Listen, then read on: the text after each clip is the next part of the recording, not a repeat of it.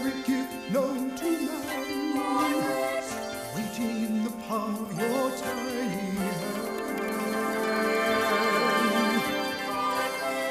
Given a chance to dream, a vision that your heart has already seen. Pass the torch, one to another, carry the flame as far as you can. Pass the torch, sister to brother, the journey is yours, the journey is mine, a journey to understand.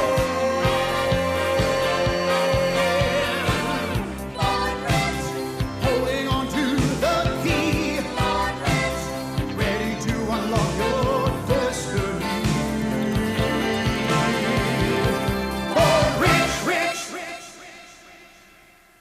World-famous athletes, astronauts, international personalities who have really made a difference in our world. You and I, we all started out exactly the same, just like that beautiful little baby that you just saw. We were born rich. Rich in potential. We have deep reservoirs of talent and ability within us. You're about to embark on one of the most exciting journeys you could possibly get involved with. This program, You Were Born Rich, is the most effective personal development program in the world today. It's been designed specifically to help you realize all of your dreams, live the life that you really want to live.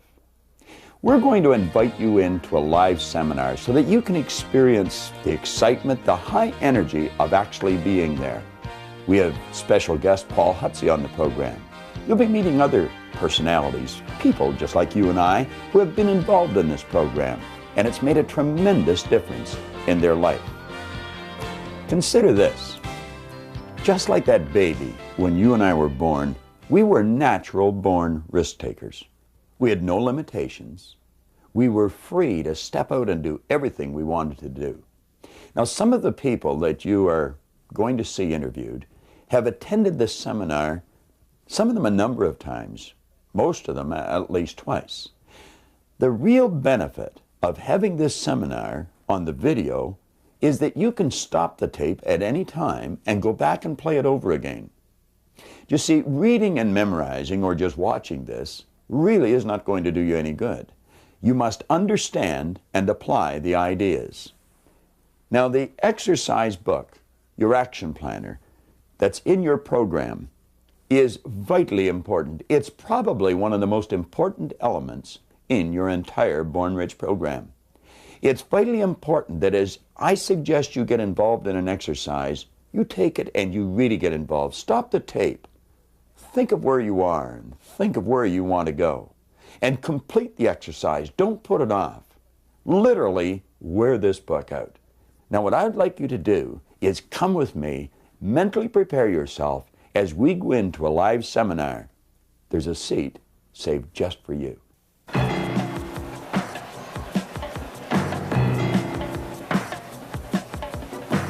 You are about to embark on the most exciting journey of your life. Bob Proctor Seminars proudly presents You Were Born Rich, the most dynamic personal development program of its kind in the world. Ladies and gentlemen, here to lead you through your journey into your own powerful potential, Mr. John Kanary and Mr. Bob Proctor.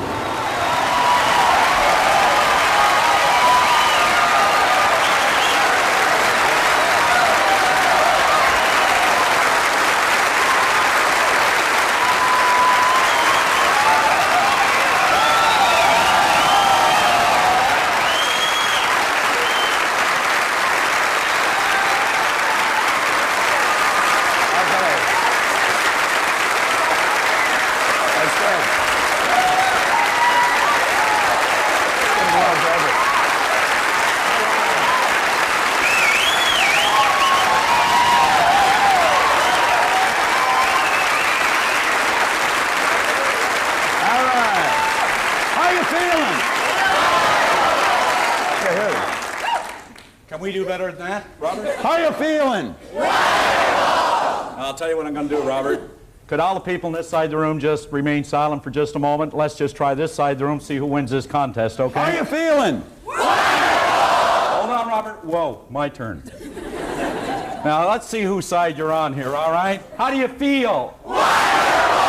Sorry, old buddy. Looks like you won. We're going to get started with Robert. All right. Well, I want to wish you a very warm welcome to our seminar here today. And we've got a special guest who is sitting at home. And we're inviting that person into our seminar, and they're going to experience everything you're going to experience. I know many of you have been through our seminars before. Some of you have never been through our seminars. But I think you'll find if you keep your mind wide open, just sit back and relax, you're going to find it a pretty interesting experience. I've often mentioned that we never give anybody a brain hernia with the information we use. It's all very simple, and it's very, very effective. You know, I've spent a long time studying the subject of why we do what we do and why we don't do some of the things that we'd really like to do.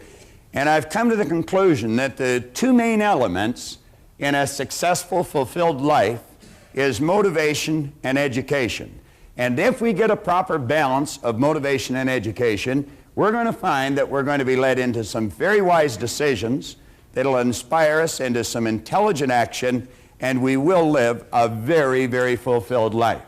What I would like to suggest you do is flip to page 2 in your action planner. Take your action planner and turn to page 2.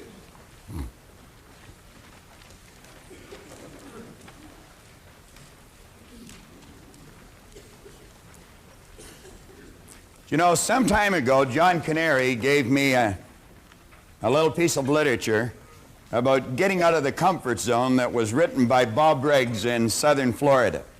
And there's some excellent information in here. Many of us are pretty comfortable in our life. We've got a reasonably good income.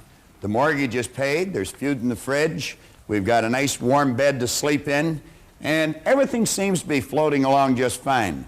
And you know, a person in that position could very easily think, why would I want to do anything to change this? Well, we have found that if your life is not going in one direction, it absolutely, by law, must be moving in another direction. And Riggs is talking about that here. He said many of us have established a comfort zone in our lives. We're just coasting along, taking the line of least resistance, just getting by. Now, he said this is a very common and understandable attitude. We've all worked hard to get to where we are, and it may seem a very good place to be. The problem with this is that once we stop reaching, stretching, seeking, and risking, we actually stop growing. Now, Riggs goes on to say that the comfort zone frame of mind is settling for what we are today. That may be fine today, but without continued growth, and I believe this is the key line coming up, we are now all we are ever going to be. Now, for me, that would be a fairly disturbing thought. He went on to say, if you're in a comfort zone, beware. The danger of a comfort zone is that it doesn't hurt, and it might even feel good. Many take that to mean it's a good place to be, but it's not. A comfort zone may be what is holding you back from real growth, real accomplishment, and your potentially exciting and rewarding future. Now, I've mentioned if we're not going in one direction, we must by law be going in another direction. You're either creating or you're disintegrating. Whenever we hear a person say, I like it just the way it is, we know that person is advertising their ignorance of a very basic law of life, because absolutely nothing stays the way it is.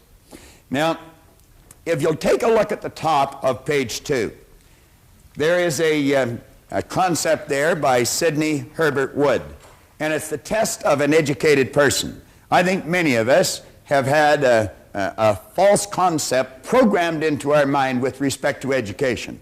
We, I think, have been raised to believe that education is going to school for a certain number of years and be able to correctly answer a series of questions. But you know, many people will go to school all their life and be able to correctly answer the questions, but then when it comes to getting out into the marketplace and really making it happen, they just don't know how to compete. Many are withdrawn. They don't even feel comfortable meeting or greeting a stranger. Well, Wood said the test of an educated person is, can I entertain a new idea? Now, I think you know, and I know, that if we're going to improve, we have to have a very open mind. I once heard that an open mind was being prepared to throw away some of our most cherished beliefs when a better idea comes along. Now, you'll find that the vast majority of people seems to back into the future, dragging all of their old experience with them. When they're confronted with a new idea, they ask, does it fit? If it doesn't, then they say it's wrong. Now, what we want to do is ask ourselves, would this new idea improve the quality of my life, or would it get me going in the other direction? Can I entertain a new idea? Today and tomorrow, you're going to be asked to entertain many new ideas, but every one of the ideas that we're going to share with you are going to be positive, they're going to be creative, they're going to be constructive, and they'll definitely improve the quality of your life. Then we see the second one, can I entertain another person? Now, there's many people that would feel totally uncomfortable walking up to a stranger and just saying, hi, how are you today? Pleased to meet you, Jan. Now, do you know some people, when it comes to meeting a person, their head is down, their hand is wet, they're shaking inside, their heart is pounding, and they only do it because they really have to. They would just as soon pull away from the new person. Now, that individual has not learned very much, if anything, about themselves, because we should feel totally comfortable meeting anyone, anywhere, at any time. And then he asks, can I entertain myself? Well, you know, many people are not able to entertain themselves. I spent half my life not being able to entertain myself. I always had to be around someone else. It was always, come on, let's have a party. I absolutely hated being alone. And that was because I really didn't like myself. Now, I have found through studying the ideas that we're going to cover here over the next couple of days, we can develop into very interesting and reasoning companions. Most of the time that we live, we do spend with ourselves. And you're going to find that some of the very best conversations you ever have are going to be with yourself. I get so excited about some of mine, I talk right out loud. That draws, a strange look from people from time to time, but you get such great ideas going in your mind that you just can't help it. Now, here in the first paragraph, we say that this program, You Were Born Rich, is based on the premise that you have rich resources lying dormant within you. I have heard many people laugh when they take a look at our program or take a look at the title of the book, Born Rich. You see, they think that means that you've been born into great wealth. Some people are, but some people are not. But everyone, without exception, has been born with tremendous resources lying within them. We've got deep reservoirs of talent and ability. And through following right rules and natural laws, we're going to find that we can draw that potential to the surface and we can bring it to bear, and it will cause the manifestation of prosperity in our material world. Now, in almost all the seminars that either John or myself does, we take and we put an R here in the board. Now, what I would like to suggest you do is you let that R represent the results that you're getting in your life. Now, there's three areas that we're going to suggest that you focus on. One is happiness, one is health, and another one is material wealth. Now, when I first started to study this material, I was not happy, I was not healthy, and I definitely was not wealthy. I had a chap sit down with me, and he saw something in me that I obviously wasn't capable of seeing in myself. His name was Raymond Stanford, Raymond Douglas Stanford. In fact, I named my son after him, Raymond Douglas Proctor. And Ray looked at me and he said, Bob, let this here represent results that you're getting in your life. Then he asked me if I thought he was a happy person, and I said, yeah, thought he was. He said, have you ever seen me sick? And I had to admit I hadn't. He said, have you ever seen me when I was broke? And again I had to admit I hadn't. Well, he proceeded to tell me that he thought I was one of the most miserable people he had ever met. Well, and you know, it was true. I was an unhappy human being. He said, you're always sick. Now, I didn't have a terminal illness, but I always had a headache or a cold or a backache or something. And he pointed at the area of money. He said, you're always broke. He said, you're forever trying to hit somebody up for a couple of dollars for gas. Now, if I was to put this in proper perspective for you, I was earning $4,000 a year at the time, and I owed 6. So do you see, I wasn't really interested in being happy or healthy at the time. I figured if I could just get this money problem straightened out, everything was going to be great. He proceeded to tell me that there were certain laws governing happiness, and if you follow them, you can just keep getting happier and happier. That sounded a little foreign to me, but that was his opinion. And he pointed out that you and I have an ingenious system built within us to keep our body in excellent working order. And then when he talked about the area of money, he said, you know, he said there's exact laws governing wealth. And he pointed out, he said, this stuff cannot talk, but it can hear. And he said, if you call it, it'll come. Well, I can assure you, I was ready to yell at the top of my lungs. I mean, if there was anything I wanted, it was some money. I figured it would take the heat off for a little while. Ray suggested that I go out and buy this book. It's Napoleon Hill's book, Think and Grow Rich. And you know, he said there's a secret in this book. And he said if you can find the secret in the book, you can have anything you seriously want. Now you take a person that's unhappy, not very healthy, is in debt, you'd have a difficult time accepting that. I was 26 and I just couldn't accept the idea. But as Ray said, your way's not working, why don't you try his? And that's what I'd like to suggest to you today. If you're not getting the results you want, your way obviously isn't working, why don't you try ours? Now, I often mention that John and I have got license to brag about every idea we use because none of them are ours. We don't claim that we've originated these ideas. In fact, we openly admit we haven't. We've just gathered them from books here and seminars there and great teachers all over the world. And what we've done is put them together in an organized, coherent manner. So if your way is not giving you the results you want, I would suggest that you take a real serious look at these ideas. Now, I looked for the secret and I couldn't find it, but I found in one place here, he said a peculiar thing about this secret is that those who once acquire it and use it find themselves literally swept on to success with but little effort, and they never again submit to failure. What a marvelous promise. He said, if you doubt this, study the names of those who have used it, wherever they've been mentioned. Check their records for yourself, and you'll be convinced. Now, he lists upwards of 100 names here. He's got Henry Ford, William Wrigley, James J. Hill, George Eastman, Theodore Roosevelt. He goes on here, John D. Rockefeller, Thomas Edison, Luther Burbank, Woodrow Wilson. How could I relate to any of those people? I couldn't relate to them. But you see, in that first part, he said, check their names or check their records wherever they've been mentioned. So I did that. And I got out books on Edison, and I got books on Rockefeller, and I got books on Woodrow Wilson, and all the great people that he had mentioned here. And you know what I found? I found they were no different than you. They were no different than me. Many of them had very little formal education, which made me feel fairly comfortable because I didn't either. Many of them had very, very rough roads to start on. But I found out we were essentially all the same. Do you know what was different? The results they were getting. And as I studied on here further, in his chapter on persistence, and he mentions that persistence to the quality or to the character of the human being is like what carbon is to steel, he said the only thing that he could find in Edison or Ford that he never found in everyone else was persistence. They'd get a hold of an idea and they'd stick with that idea. And I look back in my own life and I never did that. I'd try something a couple of times, and if it was rough, I quit. I'd have people saying, oh, Bob, why don't you just give it up? I'd say, yeah, you're right, and I would. Now, you see, the people I was mixing with, they were losing too.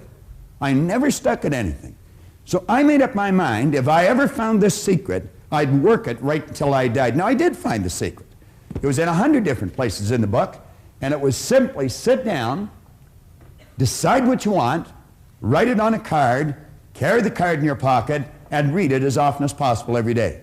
Now, keep in mind, I was earning $4,000, I owed $6,000. I was sitting in a fire hall at the time, and I wrote on the card that I was going to have in my possession by New Year's Day of 1970, $25,000. Now, I wrote that on the card in 1960. You know, the idea of having $25,000, it was sort of a fantasy. I don't think there was $25,000 in the whole fire hall at the time. Now, I wrote that in the card in 1960, keep in mind. I gave myself a decade to pull this deal off. I really didn't believe it was going to happen. But I found out a couple of things. I found if you write a lie on a card and you read it often enough, you're going to start to believe it. And you know, William James, back around the turn of the century, he said, believe, and your belief will actually create the fact. Well, I did what he suggested. I read this card every day. I'd carry it around and I'd just keep reading it. And one day one of the guys in the fire hall got a hold of it and they pulled the card away and they passed it all around. Everybody started to laugh. Proctor's going to get rich. I had a chap in a seminar the other day that he said the same thing had happened to him. He was in a seminar and he got one of these gold cards and they passed it around at work and he said, everybody laughed at me, but he said, I'm winning. Now, I didn't read the card in front of anyone any longer, but I kept reading it. I'd go to the bathroom and I'd sit in the toilet and lock the door and I'd read the card. Or I'd be driving down the street and I'd come to a traffic light and I'd haul the card out and I'd read it. Now, something very funny happened to me. 1 year later, I was earning $175,000 a year. Now, that's an enormous change, and it went well beyond $1 million in a year. Now, that was not supposed to happen. See, everything I'd been taught since I was a little boy indicated that if you don't go to school, you can't win. If you don't have business experience, you can't win. I had not gone to school. My second month in high school, they asked me to leave. I'll never forget how happy I was when they made that decision. As I look back, they were probably much happier than I was when they made that decision. But here I was, I was 16, I had very little knowledge, I had absolutely no skills, and at the very best, my attitude was poor. What chance did I have? I really didn't have any, but I didn't know that. And so I just bummed around from job to job, in and out of the Navy, in and out of factories, in and out of bars, mostly in and out of the bars, until I was 26. Here I was at 26, when Ray sat down with me, I had very little knowledge, absolutely no skills, and my attitude had not improved greatly. But he introduced me to this idea. And I found that it doesn't matter what's happened in the past. You may not have a colorful background, and maybe you have. You may not have a lot of formal education, and maybe you have. But it really doesn't matter if you've got a goal and you're willing to stick to it and study the laws, you're going to find out that you can win. Now, that was like an emotional impact. And I had to find out what happened to me. And so I made up my mind that someone had either written in a book or they were talking about it. And I made up my mind I'd read every book that was ever written if I had to. And I'm going to tell you, I have one of the finest libraries on personal development, psychology, the area of the mind that you're going to find anywhere. And I don't just mean library of books, I mean library of tapes and records. And I would travel anywhere in the world that I heard of a good seminar to find out more about myself. Find out more about you. Find out what makes us tick. And you know a strange thing? I found as I studied me, I understood you better. Because we are essentially all the same. And that's just sort of the way it works. This seminar is nothing but the culmination of all that study. But it wasn't just study, it was a lot of practice, a lot of painstaking study, and an awful lot of experience. And John and I have seen great changes take place in our own life, but better still, we've seen phenomenal changes take place in the lives of the thousands and countless thousands of people that have studied these seminars. We've done these seminars as far away as Takapuna, New Zealand. We've done them all over the United States, every state in the United States. And we've done them all across Canada. People in England are studying this right now. As a matter of fact, this book, Born Rich, is being read in Russia right now. That's a fair distance away from here, and it's a lot different philosophy than most people in that country are used to. Now, we point out here that material wealth is a normal and a natural state for you to live in. Intellectual comprehension, come down to the third paragraph on page 2. It's vitally important. Intellectual comprehension of this program is not difficult. In a relatively short period of time, you will be prepared to correctly answer a battery of questions about this Born Rich program. If you read it, memorize it, you could answer almost any question in it. But that doesn't mean that you're going to win. You could very quickly say, I know. Someone mentions something, will say, I know. I know somebody that says that all the time. Doesn't matter what you say to her. Vera says, I know. All right. Now, knowing and doing are poles apart. And I point out in 2 or 3 places in the book that reading and memorizing are not going to make you successful. It's the understanding and then the application of wise thoughts that count. You must understand the idea, and you must go out and act on the idea, regardless of how much your old program wants to hold you back. You've got to bust out of that shell and do the thing that you've got to do. Now, John Ruskin here gives us an excellent concept on education. He said, education does not mean teaching people what they do not know. It means teaching them, showing them, leading them to behave as they do not behave. Now, the compensation that you're going to receive for following the ideas that you're going to be studying for the next couple of days is absolutely incredible. I could do nothing but keep expressing great ideas when I talk about the good that can come to you. You can do anything you want. You can have anything you want by following these ideas. Now, I choose to believe that every one of you wants something. Way down deep inside of you is a dream. And every now and then that dream floats to the surface of your conscious mind. And when it does, you quickly push it out and you say, I can't do that. Now, the truth is you can, you just don't know how. And if you can get that straight in your mind, I'm going to tell you, you busted out. Now, Vernon Howard one time pointed out in a magnificent book, Mystic Path to Cosmic Power, you cannot escape from a prison if you don't know you're in one. You cannot escape from a prison if you don't know you're in one. Well, I think we're all in one to some degree. But that dream you've got that comes to your mind, I would suggest you look at it real carefully. I was given a cassette tape by a gentleman in a seminar that we were conducting a couple of years ago, and it was a copy of a speech made by a minister out of Minneapolis. And there were a couple of lines in that tape that were absolutely incredible. He said the saddest thing when he's officiating at a funeral is not the death of the body, but the death of all the dreams. It's that house you were going to build and never built. Maybe that car you were going to get, never got. That trip you were going to take and never took. The business you were going to start and build, but never did. Well, the saddest thing is not the death of the body, but it is the death of all the dreams. We've got to do what's inside of us. Let's not go to the grave with the music still in us. Now, as we go through this seminar, John's coming on in a minute to lead you through the part about proper use of the seminar, but as we go through it, understand this. If you do not direct all of the information you're going to hear towards a specific end, the information will probably be rendered useless. So, what I would suggest you do, as John's coming up here, just jot down in shorthand, in your book, anywhere on a blank space, that's something that you want. And look at the quote on the bottom of page 2. Ralph Waldo Emerson said, do the thing and you'll get the energy to do the thing. Do the thing and you'll get the energy to do the thing. Don't wait. Start right now whether you're ready or not. Just say, I'm going after it, I'm going to get it, and your present circumstance has got nothing to do with where you're going. Later on in the book here, you're going to find that there's a quote by a magnificent author. He said, your circumstances may be uncongenial right now, but they will not long remain so if you perceive an ideal and strive to reach it. Now think of that. You may not have much money. Your social life may be in a bit of a chaotic state. Maybe your business isn't going the way you'd really want it to go.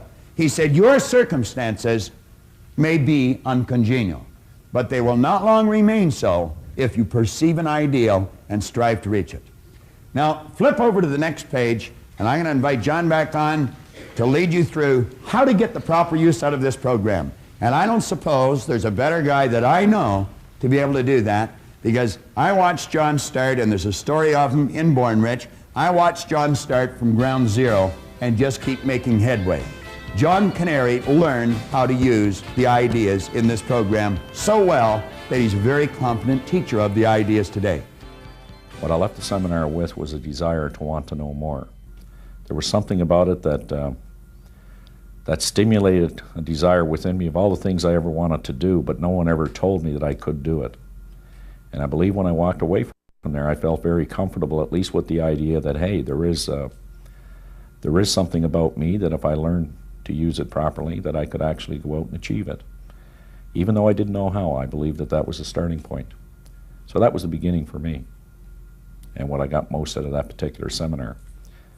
I believe where we went from there is, at that time, there was only perhaps a half day to a one-day seminar. And it was structured around the Earl Nightingale material, of course. And it wasn't as, I guess you could say, as prolific as it is today, although it was as energetic as it was today, you know, probably even more so. But today there seems to be a smoother flow, a more structured presentation, a more organized presentation in a way that an individual can actually take it and use a step-by-step methodical approach to actually working with their creative process.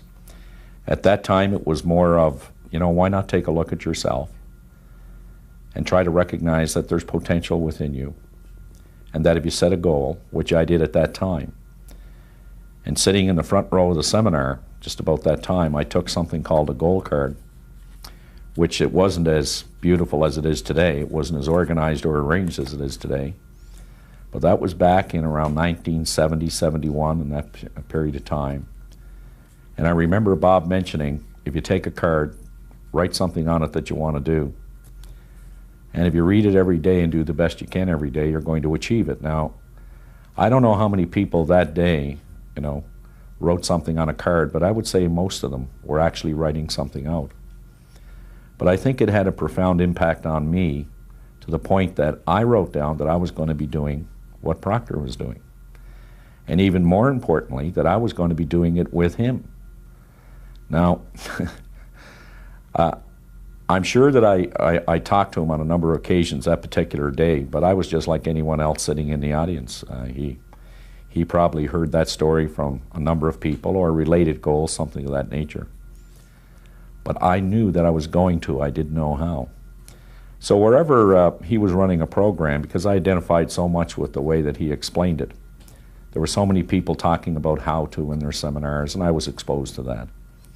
I was in training courses with respect to the product that I was selling at that time. But he was getting to a point where it was kind of like all of a sudden you could see that you could do it, even though there was no special methodical method to doing it.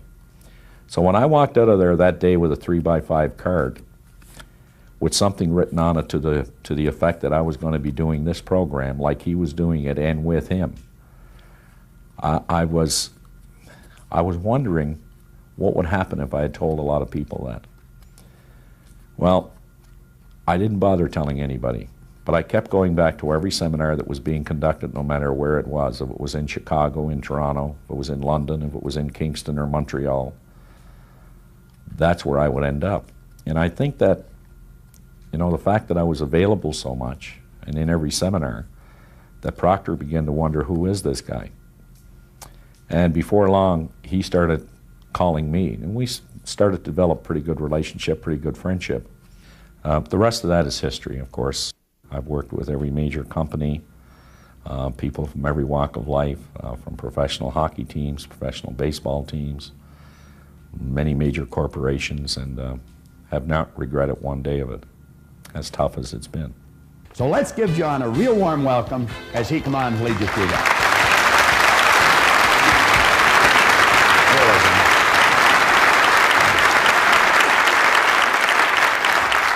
Anytime I start a seminar like this, I always like to start with the balls.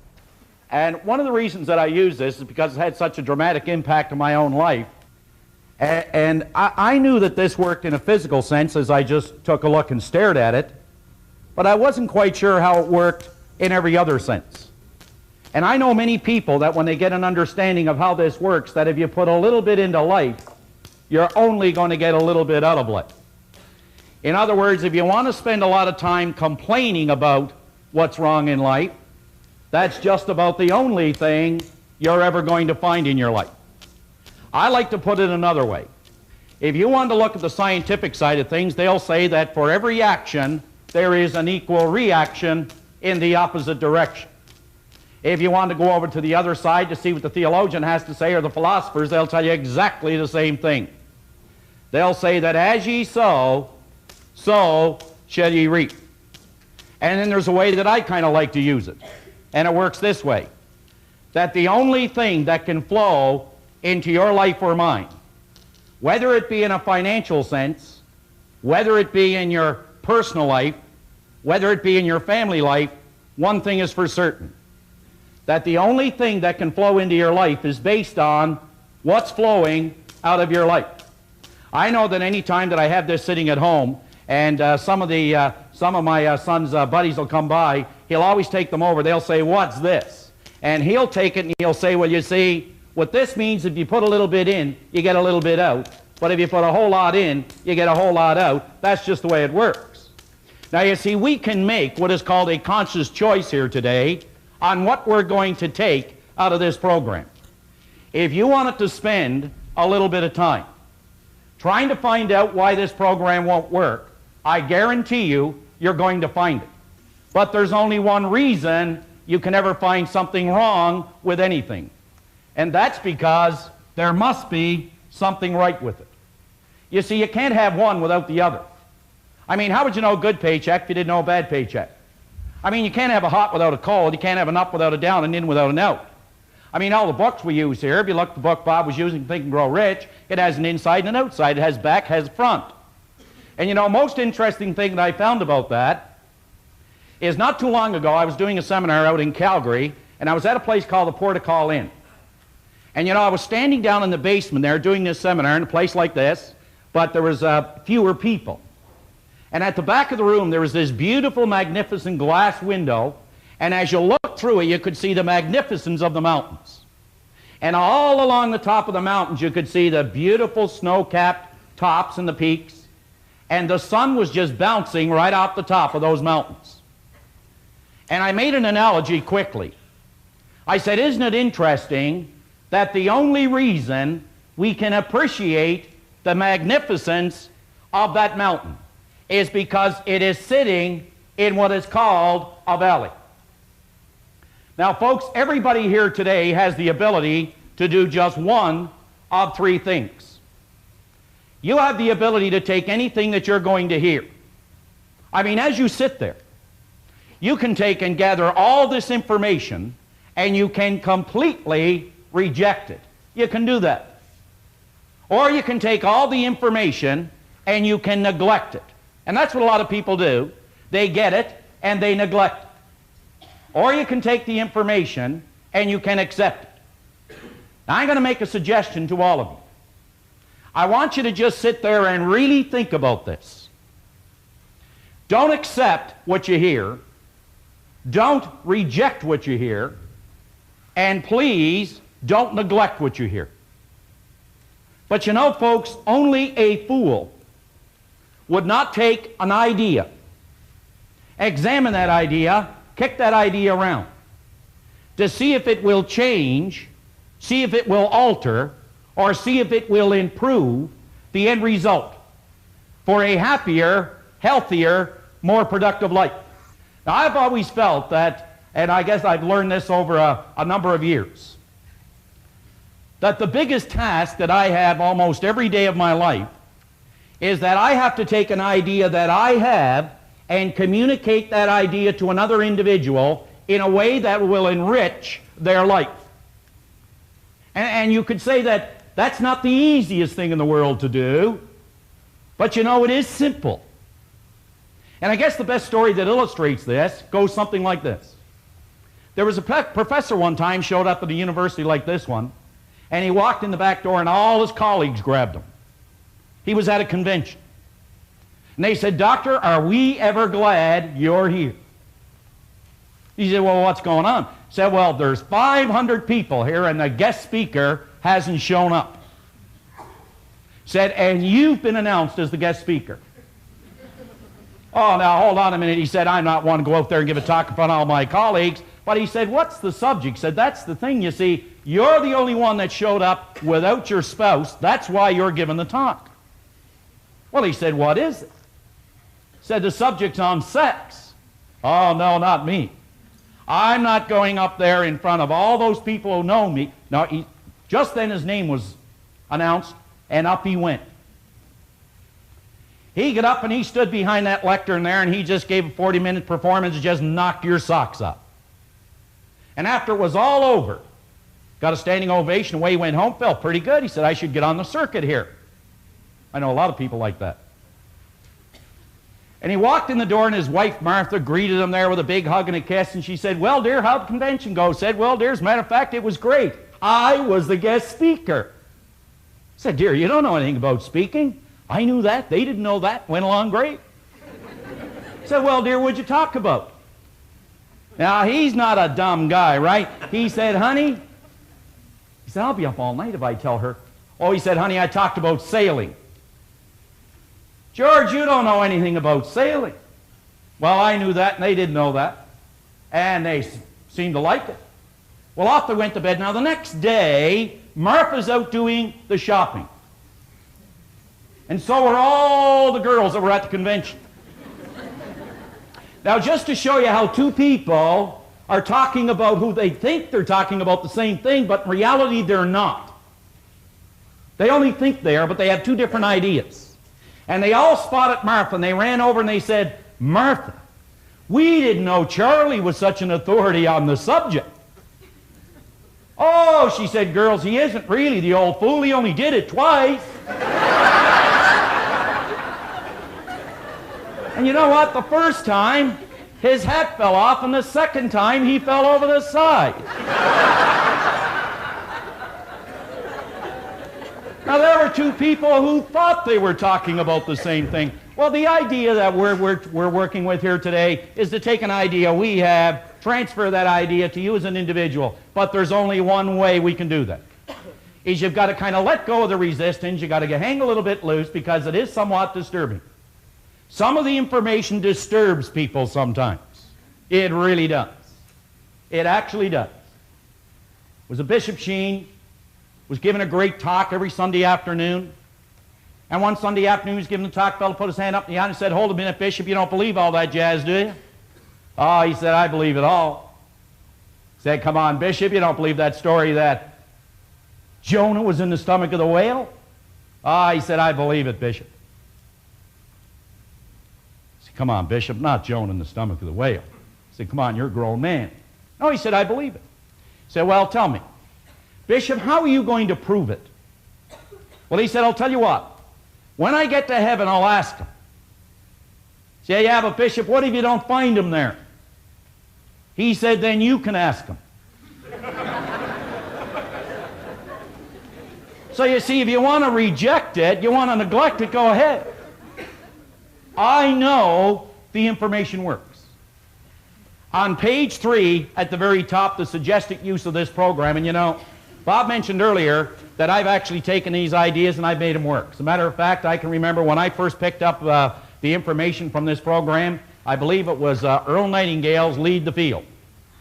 And I was given a suggested use of how to use that program, which took 5 minutes. Bob was working with Nightingale at that time, I wasn't.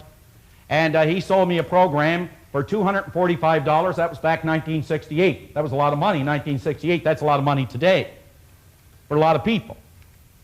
And he said, now here's what you do. You take this tape, put it in your cassette player. I didn't have one of those. And he said, what you do is turn the cassette on because it wasn't a popular thing in cars. But he said, you listen to the first tape all week. Then go to the second one and listen to that all week. That was the suggested use of the program at that time. So you see, I watched this program grow up. Not only grow up, but I've been able to take it and maximize it more than any individual I know that has ever gone through this seminar. And I can say that, and I can say it with conviction, I can say it with commitment. So let me just walk you through a couple of steps. Born Rich is the beginning of an exciting journey you're about to take. And like all journeys, which are properly planned and completely enjoyed, you must have these 4 basic points. You've got to work these 4 basic points.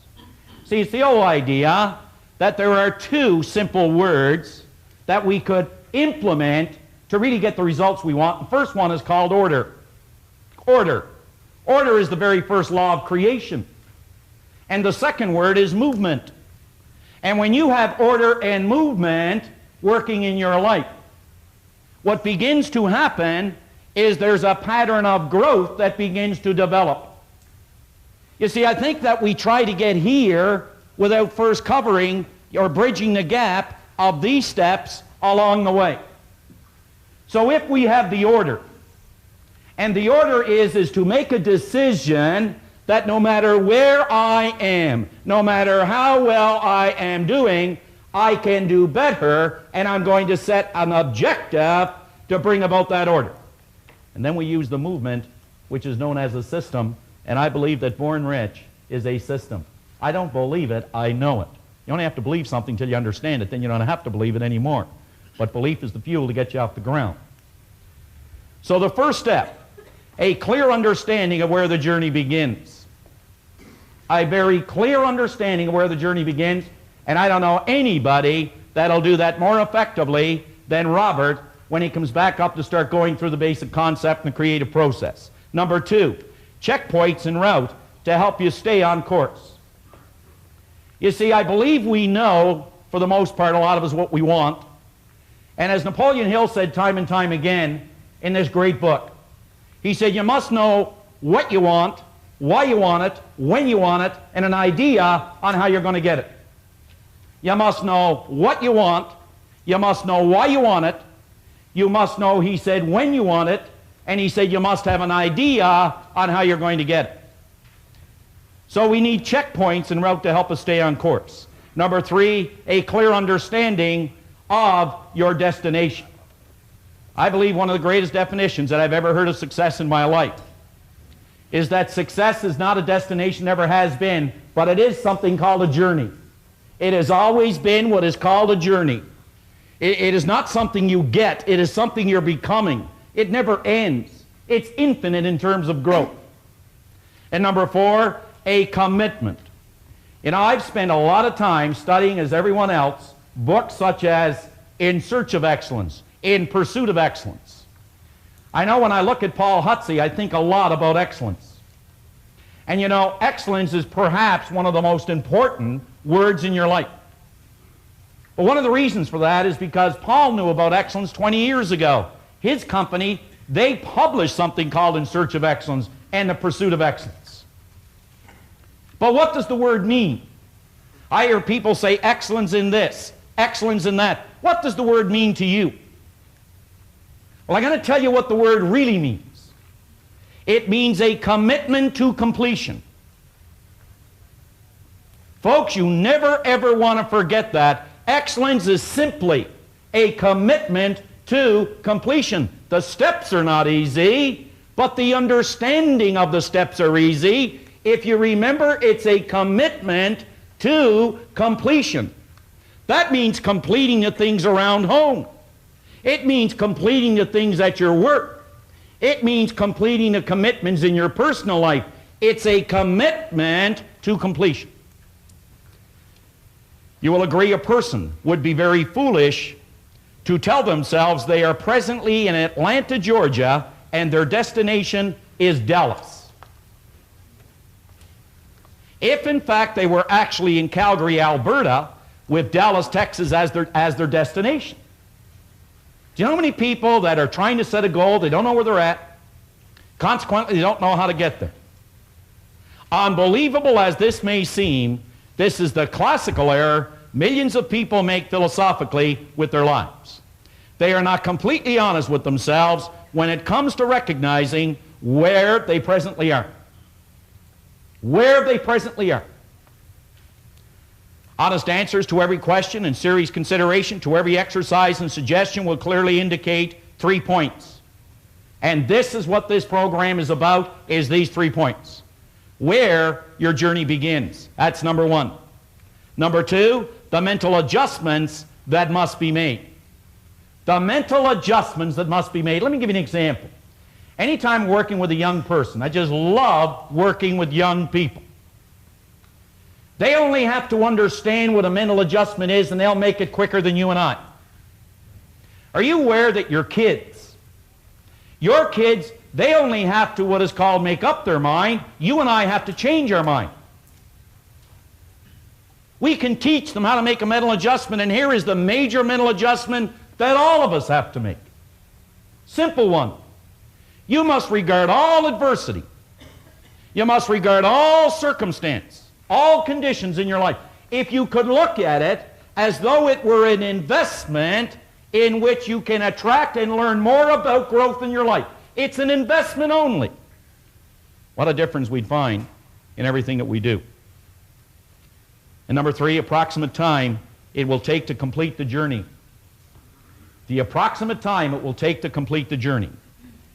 Now, before you become emerged in your Born Rich program. Form the attitude that this program has been prepared especially for you. This is for you. This is not for me. This is not for me only. It's not for Bob. It's for you. Especially prepared for you. Imagine that the author, that the speaker is a clear, personal friend whom you have chosen as your mentor. I wonder how many of us have a mentor. I always say when a program ends, it's the beginning. It really is. It says, make a commitment to yourself that you will follow every instruction necessary to alter, and you're going to hear this word so often, to alter your old conditioning. Now I want you to think, what is old conditioning? Do you know, any time that you get these buried pain remembrances, these nagging little things that grab us when we're trying to do something, or that tell us we can't do it, why we can't do it, and all these things that are just kind of like grabbing at us, these doubts and worries, that's your conditioning. You know, I'd give anything if a person would just grab hold of one idea, this one simple idea. Any time that you get feedback telling you why you can't do something, if only, folks, you could remember it's not a reflection of your potential or you as a person, but it is a reflection of your conditioning. I'd give anything for a person just to understand that. When you get that old feeling that you can't do something, you can only remember it's a reflection of your conditioning and not a reflection of your potential. Now I want you to think about this. Everybody is familiar with the great Bruce Lee, perhaps the greatest martial artist that ever lived. And you know, he was also a great teacher. And very often they'd come to him and they'd say, could you tell us, Master, how we could be a great martial artist like you? Now he would take them out into a little gym and he would go through some of his moves. And what he was doing is he was trying to find out where they are. Because he said most people had the wrong information about martial arts. Just like many people have the wrong information about this word, success. This word success, this progressive realization of a worthy ideal. And after he'd take them through the little exam, he would sit down at a table, he'd put them on one end. He'd sit on the other end. And he'd put in front of them a glass of Coke. He'd say, I want you to look at that and let it represent. Think about it now. He said, I want you to let this glass of Coke represent your knowledge. This is what you know to be the truth. And he said, I want you to let this clear water represent what is the truth. This is my knowledge. This is what I've learned. And he said, this is what you want from me. This is what you want. I want you to think about one step here. How often have we looked into the lives of other people and we see things that we truly admire? We look at maybe their person, what I'd give to be like that individual. We look at what they have and we say, what I would give to have what they have. We look at what they do and we say, what I would give to do what they do. Folks, if we only knew, what we're looking at are nothing more but our own rejected thoughts. They accepted thoughts that we have rejected. So this is what Bruce said. I can't give you my knowledge because, you see, there's too much of yours. However, he said, if you are prepared to let go of yours and make room for mine, then we can work together. But as long as you hold on to this, I can't give you this. Think about it. Are you prepared to let go of what you've learned? And by that, I don't mean to just cast it aside, but to examine it. And to take a new idea that you will hear in 2 days here. A new idea. And to examine that idea, entertain that idea, to see if it will change, alter, and or improve the end result for a happier, healthier, more prosperous life. If you're prepared to do that, this program will really, really work for you. Will really work for you. Would you go back to the book with me, please? Second last paragraph. Rather than merely listening to the messages, questions and exercises, think. Think deep, penetrating thoughts. Ask yourself, what does this mean to me? How can I apply this idea to my life? Remember, not how can I apply it to someone else's life. How can I apply this idea to personal growth and development in my life? Because the simple basic laws of life are create or disintegrate. We're either moving forward or we're going backwards. And the last paragraph, set aside a definite period of time every day, weekends and holidays included, for the proper use of your Born Rich program. In other words, make a decision. See, folks, we don't have as many problems as we have decisions to make. By that, I'm not asking or suggesting that you should discount your problems. I would never suggest that. But you know, I am suggesting that you have the talent, the ability, the potential to handle and to deal with your problems.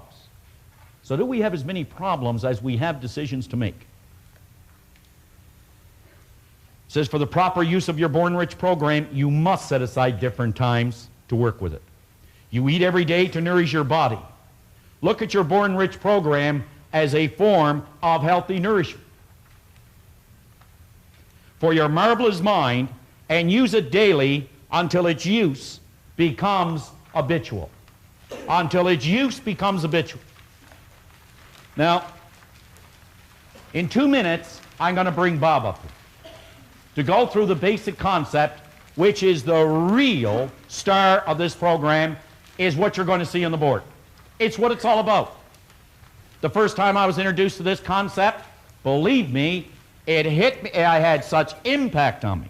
Didn't change anything right away, but it showed me a way to do it. In 1973, I had something written on a goal card. Had something written on a goal card. And on that goal card, there was something very interesting.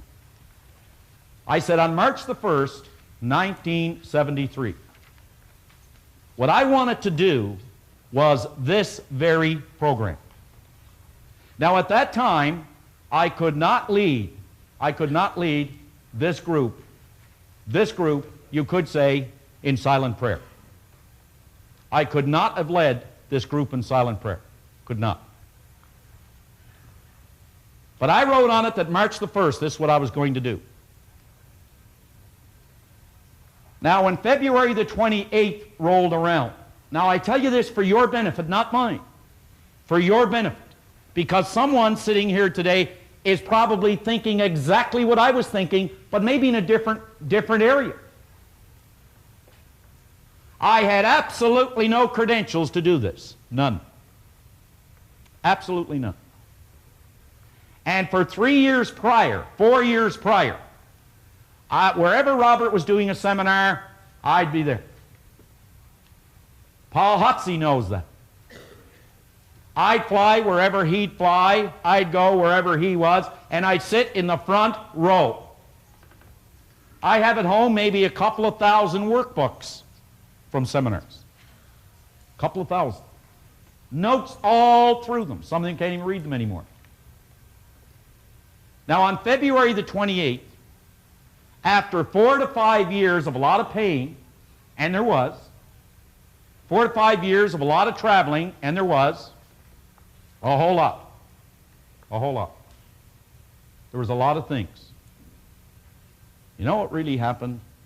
On February the 28th, I was no closer to the goal. Now remember, it was 1 day away. one day away. I was no closer to the goal. After 5 years. Kind of disheartening and discouraging, isn't it? So this is what happened. I got a phone call from Chicago. It was Robert on February the 28th, 1973. And he said, John, I got some bad news for you. I can't get to Toronto. Chicago is closed. He said, you're going to have to do the seminar in the morning. Now here it was, it's what I always wanted to do, and the first thing that hit me was fear, panic. And I remember giving him a gold card, and he said, you obviously had something to do with the Chicago airport closing. But to the day, it worked. Even though all the appearances said it wouldn't work. But you know what? I made a decision. This was my knowledge.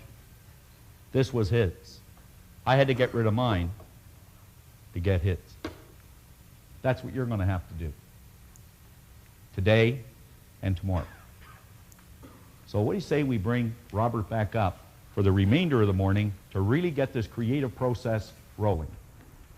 Bob?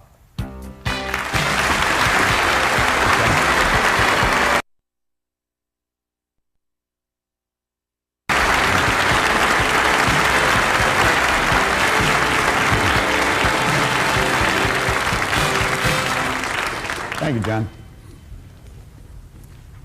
I want to suggest now that you really put on your thinking hat.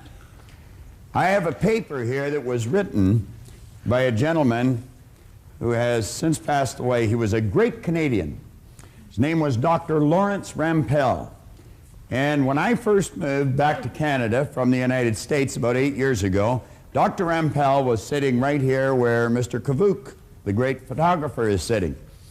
And this man took more notes than anyone I had ever seen in a seminar. I honestly thought if I could have got a copy of his notes that I would have probably had a transcript of what I was saying. Now, I made up my mind I'd get to know him after the seminar was over. I wanted to know why he wanted to have all this written. And he introduced himself as Dr. Rampell. I asked him if he was a medical doctor. He said no. And I said, are you a dentist? He said no. And I said, are you a chiropractor? He said no. I said, do you want to play 20 questions? And he laughed, you know. And he said no, he had a doctorate's degree in thinking. Now, do you know, he had the only doctorate's degree in thinking that had ever, up till that time, come out of the University of Toronto. It took him 11 years to get it. Every time he went to go down a road, somebody put a block up in front of him and say, no one has a doctorate's degree in thinking. Now, that's rather odd, especially when you consider that thinking is the highest function of which a human being is capable, and all the great leaders, all down through history, have been in complete and unanimous agreement that you and I become what we think about. Now, play with that for a moment. It's a subject that is not taught in school. It's the highest function of which we're capable. And every great leader that has ever lived all told us that you and I become what we think about most of the time. Dr. Rampell wrote a paper, Tools for Teaching Thinking.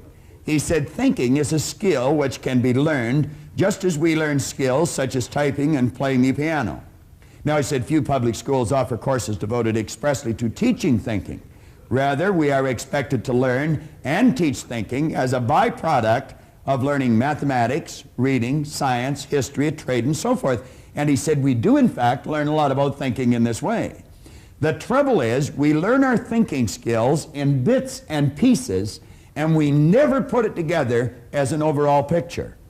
If asked to describe what all is required in order to think effectively, most people would be at a loss to give a complete account. Thus, we are unable to assess our own thinking skills or systematically teach the skill of thinking to others. Now, consider this for a moment. When you think in pictures. Check it out. I'm going to suggest that you think of the home you live in And as you do, realize that an image of your home comes onto the screen of your mind. It's almost as if there's a screen running right through the center of our head, and the second we think of our home, the picture of the home comes onto the screen of our mind. Now I want to suggest that you think of your automobile. And the second you think of your automobile, the picture of the home is gone and the picture of the automobile is there. Think of your kitchen, your backyard. Think of where you work or go to school. And bang, bang, bang, just like that, the picture changes. We literally think in pictures. Now I'm going to suggest that you think of your mind. Now when most people think of their mind, they get an image of the brain. How many thought of the brain? Quite a few hands going up. And yet you know the brain is not the mind any more than the fingernail is. And paradoxically, the fingernail and the brain is the mind. You see, mind is an activity and body is the manifestation of that activity. And we're going to find out as we go along through the morning and this afternoon that the body is really nothing but an instrument of the mind. Now, your brain is comprised of hundreds of thousands of cells. Into these cells we impregnate pictures or images. And as we think, we activate that particular group of brain cells, and the picture that's in them flashes on the screen of the mind. Now I'm going to come back to that in just a moment. Flip over onto page 5 in your exercise book. At the top of the page, it's talking about me and money. Now when you think of yourself and you think of money, what kind of a picture do you get? Do you know the vast majority of people get a picture of poverty? And what we want to do is take and build cells of recognition in your brain for prosperity. So we're talking about me and money. That's you and your money. Now we say the program was written in the sincere hope that it would lead you. And that's all we could do is lead you. It's like Dr. Billy B. Sharp in Chicago. He said a person will not believe something until they discover it for themselves. So we just actually want to lead you to this new awareness. Well, we want to lead you to the many discoveries that lie within you. And we're going to do that through the repetition of prosperous ideas. What we're going to do is tell you one thing 10,000 times and 10,000 different ways. And we're going to cause pictures to fly on the screen of your mind until you get a clear picture of greatness and prosperity locked up within you, because that's what they're, regardless of whether you understand that or not at this point. Now, we're suggesting that you start to see money. Whenever you think of money, see this stuff as an obedient, diligent servant. You're the master, it's the servant. And don't ever get that equation reversed, or you're going to find yourself in very, very deep trouble. You can use this to provide service far beyond your own physical presence. If you and I had no money, we'd still be able to provide service, but the service that we provided would be confined to our physical presence at any given place or any given time. However, if we had some money, we could provide that service far beyond our own physical presence. So let's make certain that we get that programmed into those cells properly. Now you come down a little further, we're going to say here that lack and limitation can only exist when we make room for them in our mind. But prosperity consciousness knows no lack and it knows no limitation. Now, I want to suggest that you resolve to just completely take the lid off your marvelous mind. Just blow it away. And let the greatness start to flow around in there. Now, flip over to the next page. When we start thinking about money, and we start thinking about ourselves, as I suggested, we get images on the screen of our mind. Now, on page 6, we say throughout your entire Born Rich seminar, your attention is directed at the importance of your mind. The type of thoughts and ideas which occupy your consciousness are of paramount importance in developing prosperity in your life. Your mind is either in an orderly or a confused state. Order must prevail. John mentioned that a little earlier. Order and movement are what's necessary. Well, we start with the order. So we say order must prevail in your mind if you ever hope to see it manifest in your material world. Now, you want order in your material world. That means meaningful relationships. That means prosperity and growth in our business. It could mean all kinds of things that are good, but they all have to start in here. Everything starts in our mind. Well, if we're going to have order in our mind, we must have an image of our mind, and most people don't have.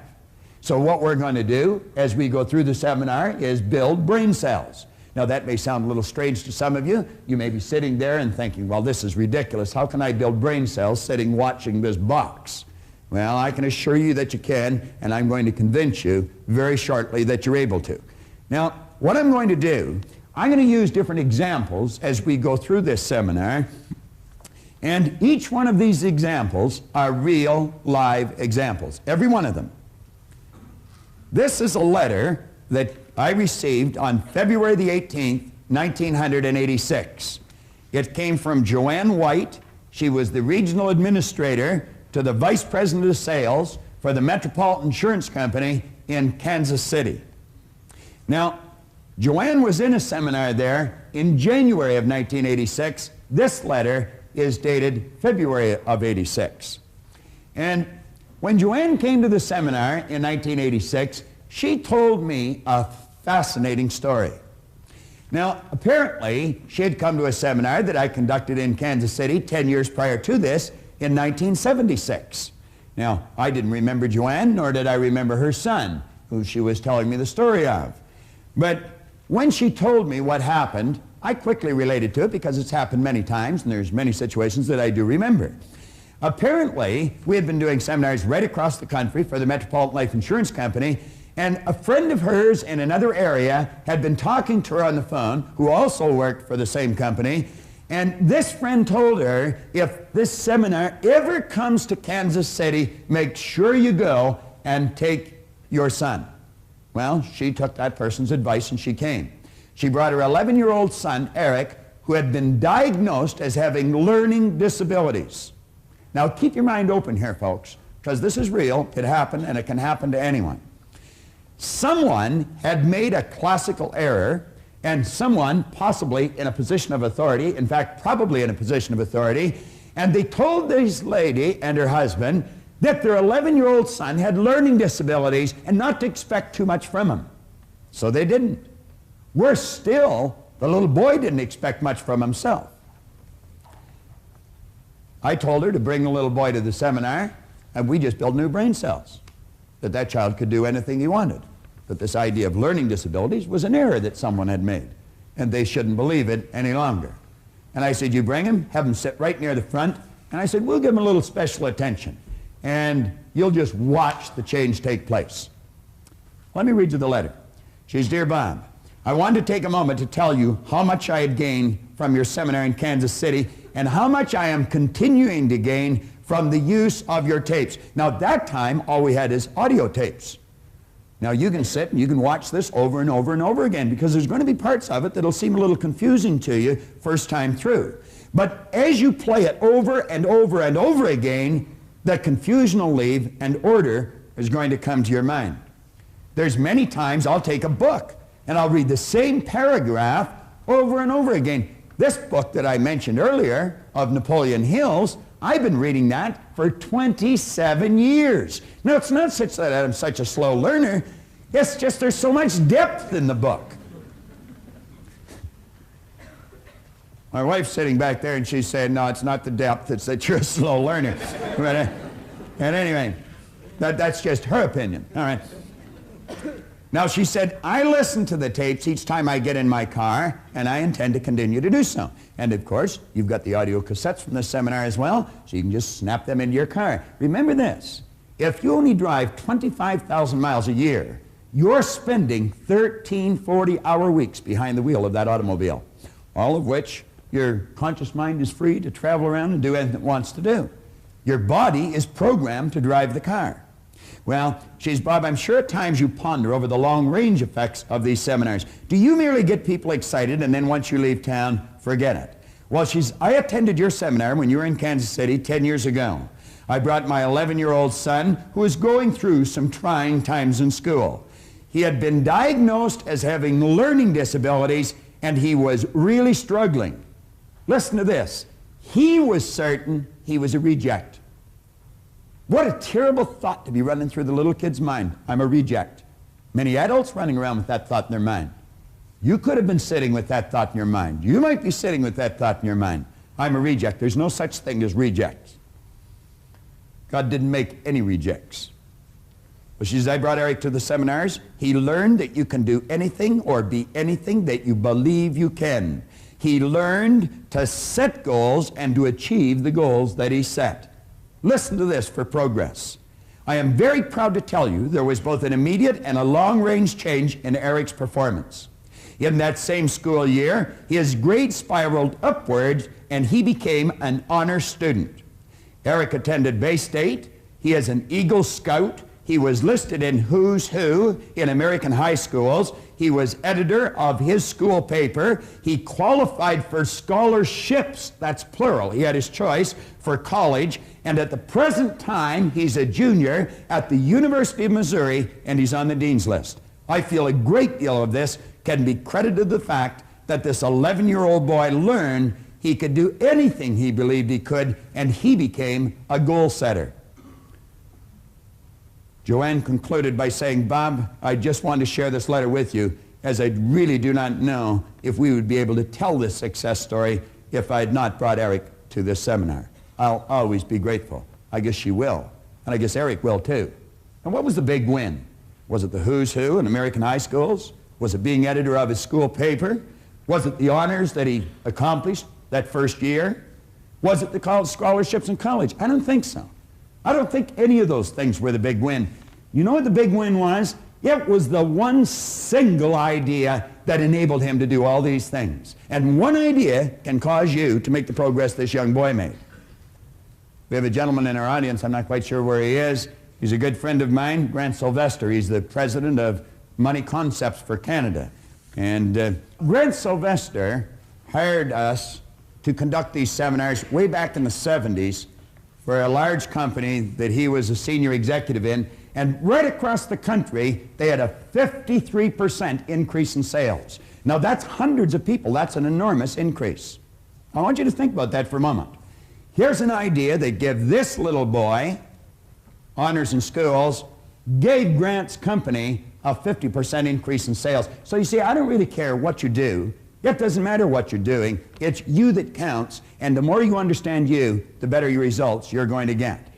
Now, I'm going to run through a very quick idea, and it's very simple.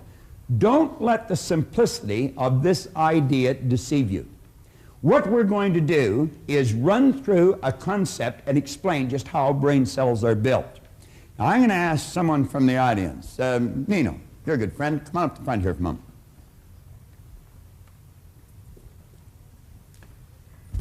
All right, Nino. Wonderful, Bob. Give Nino a hand.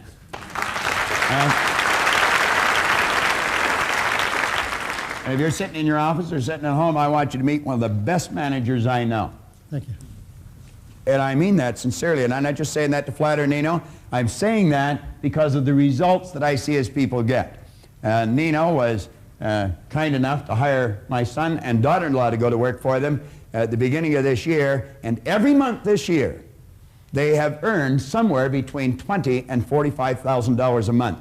Now, you don't do that if you haven't got a real good manager drawing the best out of you. Management is the development of people. It's not the direction of things.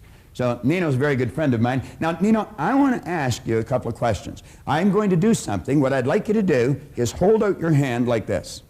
All right? Now, I'm going to ask you to close your eyes. Now, I would like you to look at that. I want you to see what that is. I don't want anybody to say anything. I'm going to put it in Nino's hand. You just close your eyes, Nino. I'm going to put this in your hand, and I want you to feel it. Close your hand and feel it. Now, Nino, tell me what that is. It feels like a piece of metal. Well, move your fingers around it and tell me what kind of a metal. What would you use that for? I would imagine to open the door. To open a door. What do you call a piece of metal that opens the door? A key. This guy's a real ham, and he put him in front of the camera, and I'm telling you, he'll take it away. You guessed it right, Nino. you win one of our cassette tapes. That is a key. All right? Now, what happened there? Let's stop and think of what happened. Nino has sensory factors. He can hear, see, smell, taste, and touch. And when your sensory factor touch comes in contact with something, a light message is sent through a nerve passageway in your body. It strikes a group of cells in your brain. Those brain cells are activated, and the picture that's in the cells flash on the screen of the mind. So although Nino was not looking at this, which is a sensory factor, and it'll work that way too, he was touching the key, and that triggered the image on the screen of his mind. Now what I'm going to do, I am going to show something to Nino, and I'm going to ask him what it is. Nino, I would like you to tell me what that is. A pin. A what? Pin. A pin. You think it is? Yes. You don't know what it is, do you? You're guessing now, aren't you? Now, you weren't guessing when you told me what that is. No. But when I asked you what this little metal object was, you're guessing. Is that correct? Correct. Now, Nino, what you're really saying is, I had cells of recognition when I touched this, but when I look at this, I have no cells of recognition. Now, we're going to build cells of recognition in your brain. I'm going to tell you what this is, and I'm going to do something with it, and as I do that, instantly, in a millisecond, cells will be built in your brain. That, Nino, has a little plunger on it. Now, as I hit that plunger, something's going to come out of here. You see that?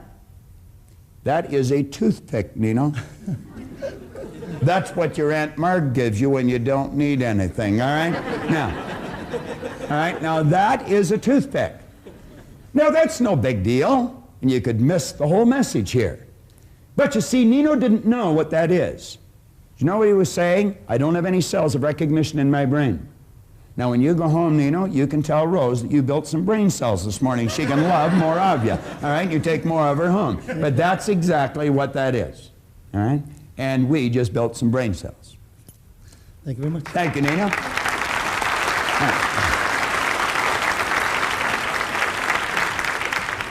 Nino Spazzeri is, without question, one of the greatest real estate sales managers I've ever met. And you know, I told Brian something, and I'm going to tell you something. Whenever you go to do something, make certain that the people you surround yourself with are very successful. Carl Menninger one point in time pointed out that environment is more important than heredity. In other words, the people you find yourself surrounded by are more important to your success, your well-being, than what's built right into your genes at birth. And I suggested Brian go and see Nino. I told Leslie go see Nino, go to work for the man and listen to him and do what he tells you. And he'll draw the best out of you. And that's exactly what he's doing.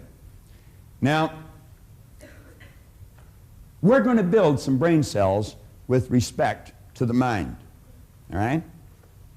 And as we build these brain cells with respect to the mind, we're going to build a picture of our mind right in here.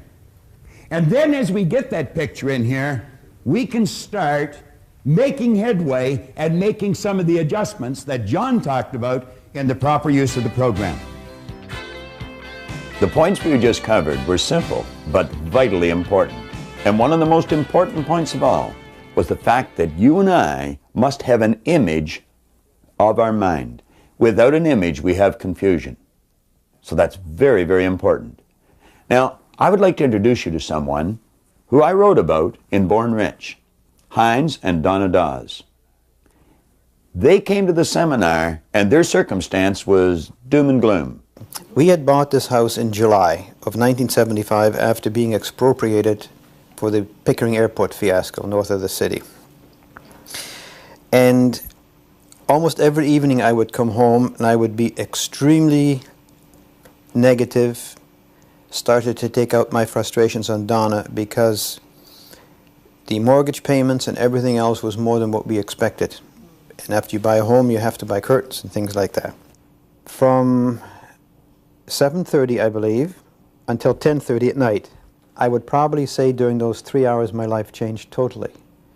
Because from an almost decision to having to sell this house to 3 hours later to having a target of having a Cadillac paid for in 3 weeks, that is a tremendous change. An important point here is that Hynes Dawes had been an insurance agent for 15 years. He had great information. He had heard many motivational speakers, but he was still at the financial point where he was going to have to sell his house. Hynes' problem was confusion. He did not have an image of his mind, and that's what made the difference. Unfortunately, a lot of those, if you want to call them motivational speakers, are geared on a very narrow, specific point. And yes, it may give you an immediate shot of adrenaline, but very quickly wears down, because you are not given the understanding of how it works. If I know how something works, as opposed to simply being told blindly as to how to do it, I have a different understanding. So that was the difference? Yes, the very easy, understandable way that Bob explains how the mind works, how you control the mind with your thoughts, and how the results are obtained. I got my Cadillac in 22 days after I made that promise to myself. Now I'd like you to come with me, and just the same as we were able to help Hynes and Donna and millions of others, I want to help you. Watch closely, and we will create an image of your mind that you can work with for the rest of this program, for the rest of your life. We were talking about building brain cells and developing an image and placing it in these cells for our mind. So what we will have then are cells of recognition. When we think of our mind, rather than drawing a blank or drawing on a picture of the brain, we actually have a workable image that we can start to use. Now, before we do that, let me mention something here about a gentleman I heard speak way back in the early 70s. I was fortunate enough to be on a program in Chicago at a Human Resource Congress with a gentleman named Frank Goebel. Frank Goebel had been an aerospace engineer. He was the president of an aerospace company. And one day he was working on his budget, and he realized that 65 cents out of every dollar revenue coming into that company was going back out of the company again to employees for either salaries or benefits. And he suddenly realized he knew virtually nothing about people.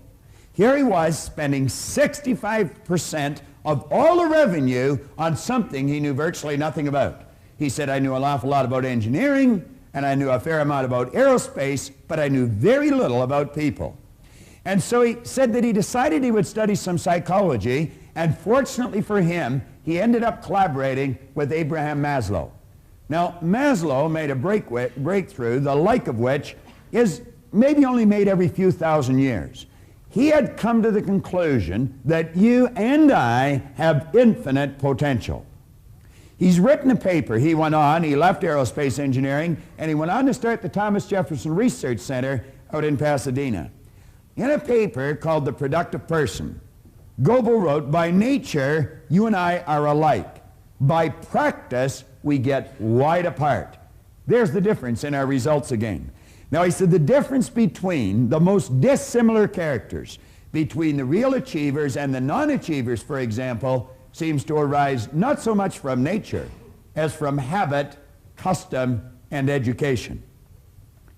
He went on to quote William James, who concluded that we use a very small part of our real potential. And James said that most people live, whether physically, intellectually, or morally, in a very restricted circle of our potential being. We make use of a very small portion of our possible consciousness and of our soul's resources in general.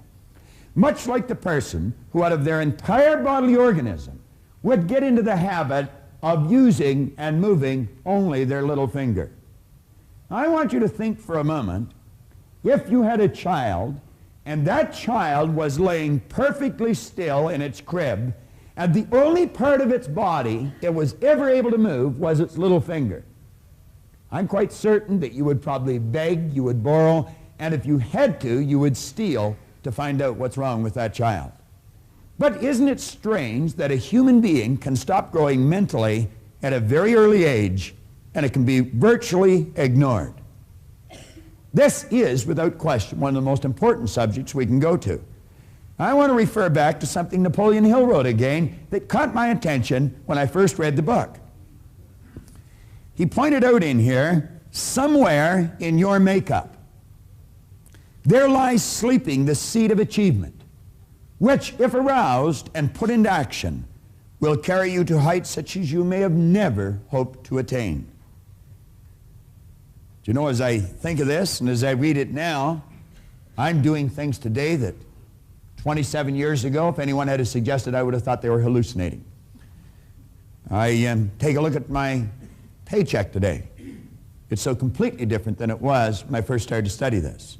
In fact, the same people that used to pay me $4,000 a year are now paying me $4,000 an hour. And the only thing that's really changed is what's going on inside. Everything was already there. It's just a matter of learning how to use it. Now, he said, just as a master musician may cause the most beautiful strains of music to pour forth from the strings of a violin, so may you arouse the genius which lies asleep in your brain and cause it to drive you upwards towards any goal you may wish to achieve.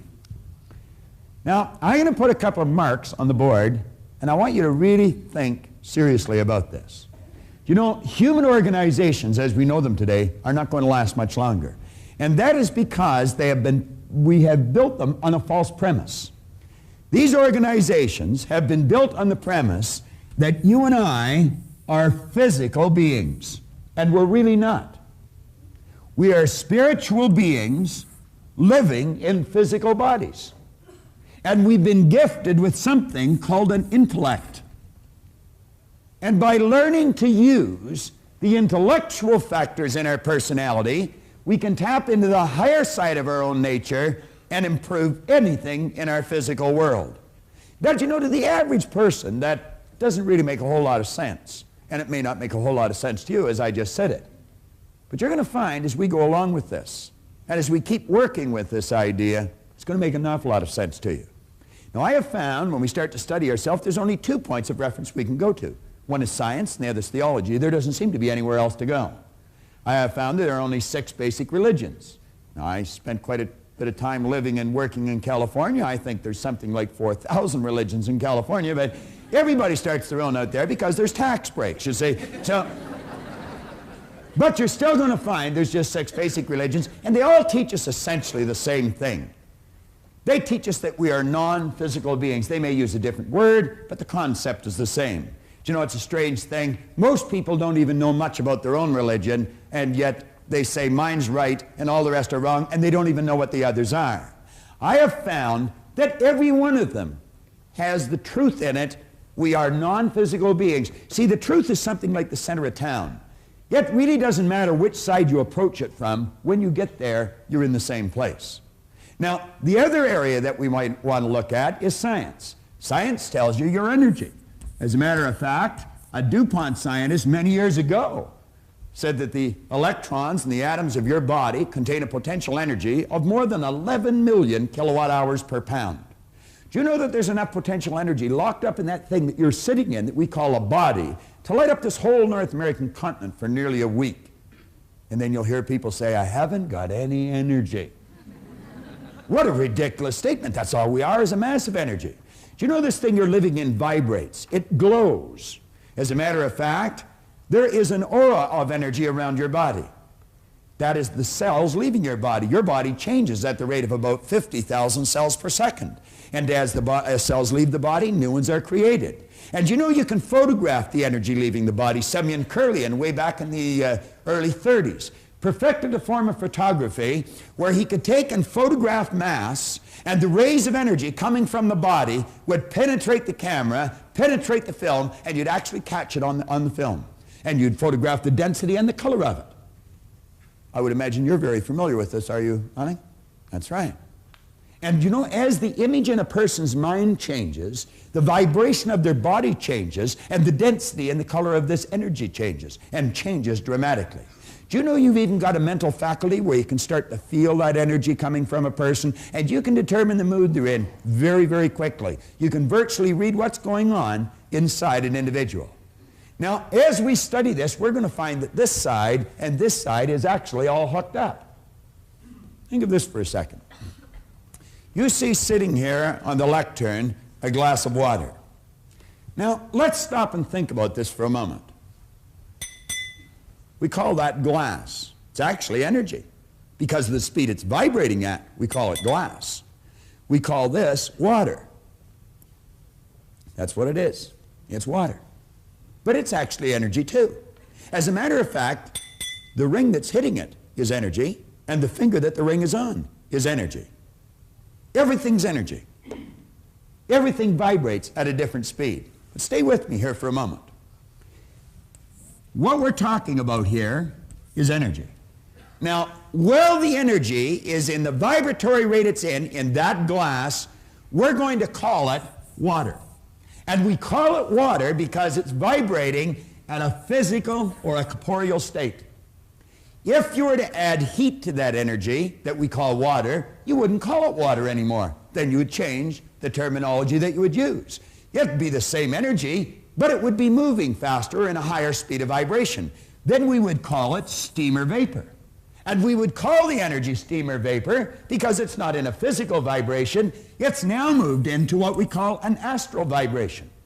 If we were to continue to add heat to that energy that we now call steam, you wouldn't call it steam any longer. You would call it air, ether, or gas. And that's because it's not in an astral vibration any longer. It's moved into now what we call an etheric vibration. But every level, it's the same energy. Now, as we take a look at this, we're going to let these lines represent levels of vibration, or, as we more commonly refer to them, as frequencies. And you know, each frequency is hooked up to the one above and the one below. There's no line of demarcation where one stops and the other starts. See, every frequency, it's like the colors of a rainbow. As they fit together, there's no place where one color stops and the other starts. They're all joined together. Now, you're never going to see that with something you call sight. Sight is a physical sensory factor.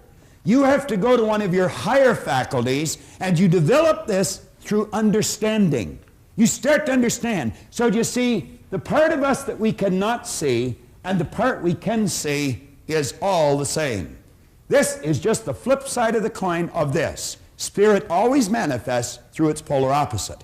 We have the ability right here to tap in to this great power that I choose to refer to as spirit, and we can tap in with an intellect, and we can cause this power to literally move into form, into something we call an idea. That idea must literally move into something we refer to as results.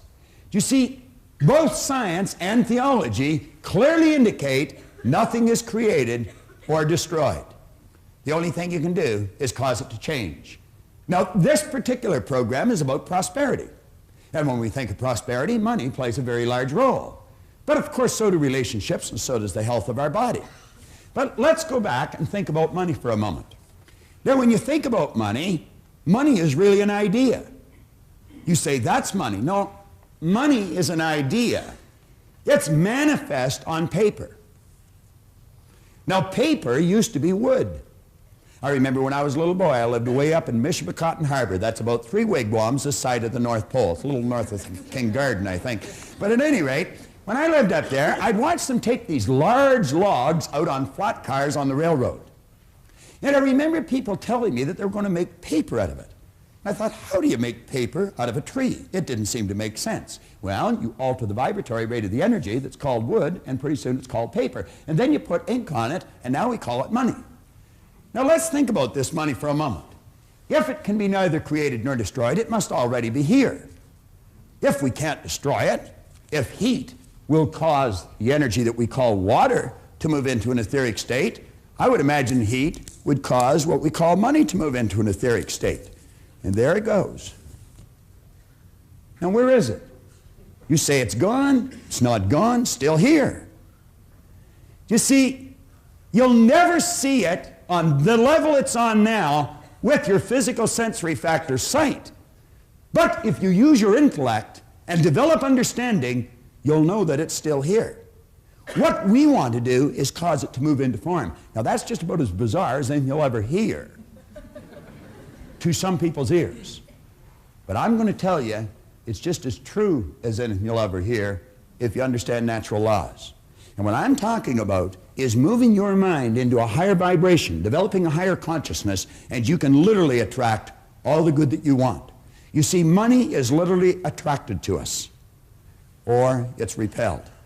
Now, in the first 27 years of my life, I can assure you that I was not magnetized to that green energy. It used to stay away from me, and now it just keeps coming to me. What did he say in this book? Right in the start of it.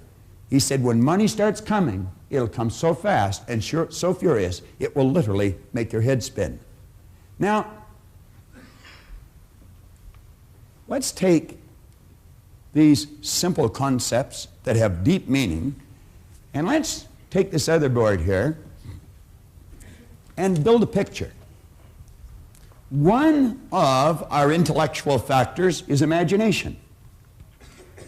Another one is reason. Now, with reason, we have the ability to think. John's going to be talking about that a little later on. With our imagination, we can tap into this infinite power and we can build beautiful pictures in our mind.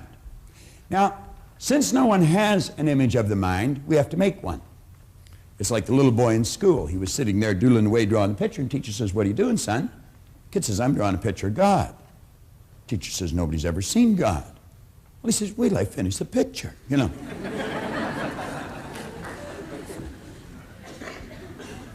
I heard about a gentleman that was running a seminar in Vancouver, British Columbia. I was living and working in Chicago at the time. I, at the time, was prepared to go anywhere to try and find out why I changed. And Vancouver was not too far to go from Chicago. I always sort of laugh when I hear a person say, "Oh, if you hold one of these seminars in the east end of the city, I'll come, but I don't want to drive across the city. I'd walk across the continent if I thought I could get something that would help me understand me better, because I know it's my understanding of me that's going to determine the results that I get in my life, in my happiness, in my health, or in the area of wealth." Well, I flew off out to Vancouver, and I had heard many speakers. I had read many books. I had a ton of information running around my head, but I couldn't get it to fit.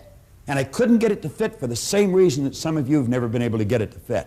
You have no picture in the brain cells of the mind. Do you know there's many psychiatrists that have problems with their patients because they're not giving them an image to work with when they're working with their mind? I have taught this idea to psychiatrists. I had a psychiatrist, Marty Cohen, out in Century City, California, tell me that he made more headway with a patient in 4 visits than he had previously made in 4 years. And the simple reason for it is he gave them order. He gave them a picture to start to work with. Well, as soon as this gentleman got up and started to speak, he was a great big gentleman by comparison to me. He and I looked like Laurel and Hardy when we worked together. But at any rate, the second he got up to speak, I knew this man knew what he was talking about. And I'm going to tell you, I listened carefully.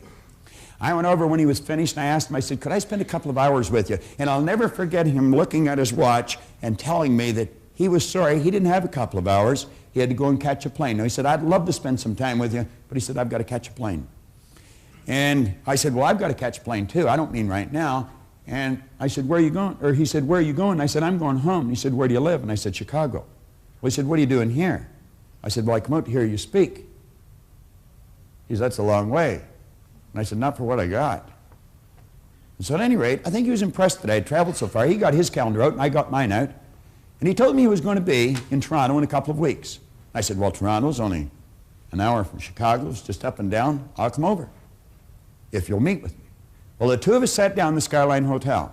And I'm going to tell you, Leland Bell Van de Waal taught me as much in 2 hours. Well, I should say 2 days. No, it wasn't. It was 2 hours. We just spent a couple of days together.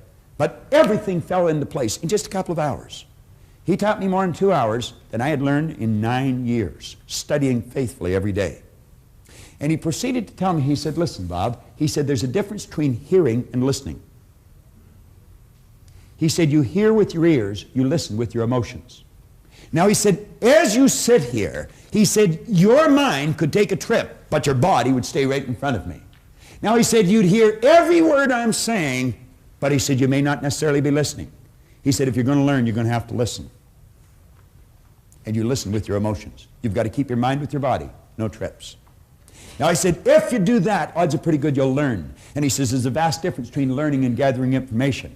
He said, you see, all the way through school, we were encouraged to read, remember, and repeat. Read, remember, and repeat. And if you were able to do that fairly well, you were given the mortarboard of the sheepskin. And they said you had learned. Doesn't necessarily mean you've learned anything at all. You might have learned how to develop your memory, but that might have been the end of it. Now, I'm not saying no one learns doing that. Some do. But he said learning is not gathering information.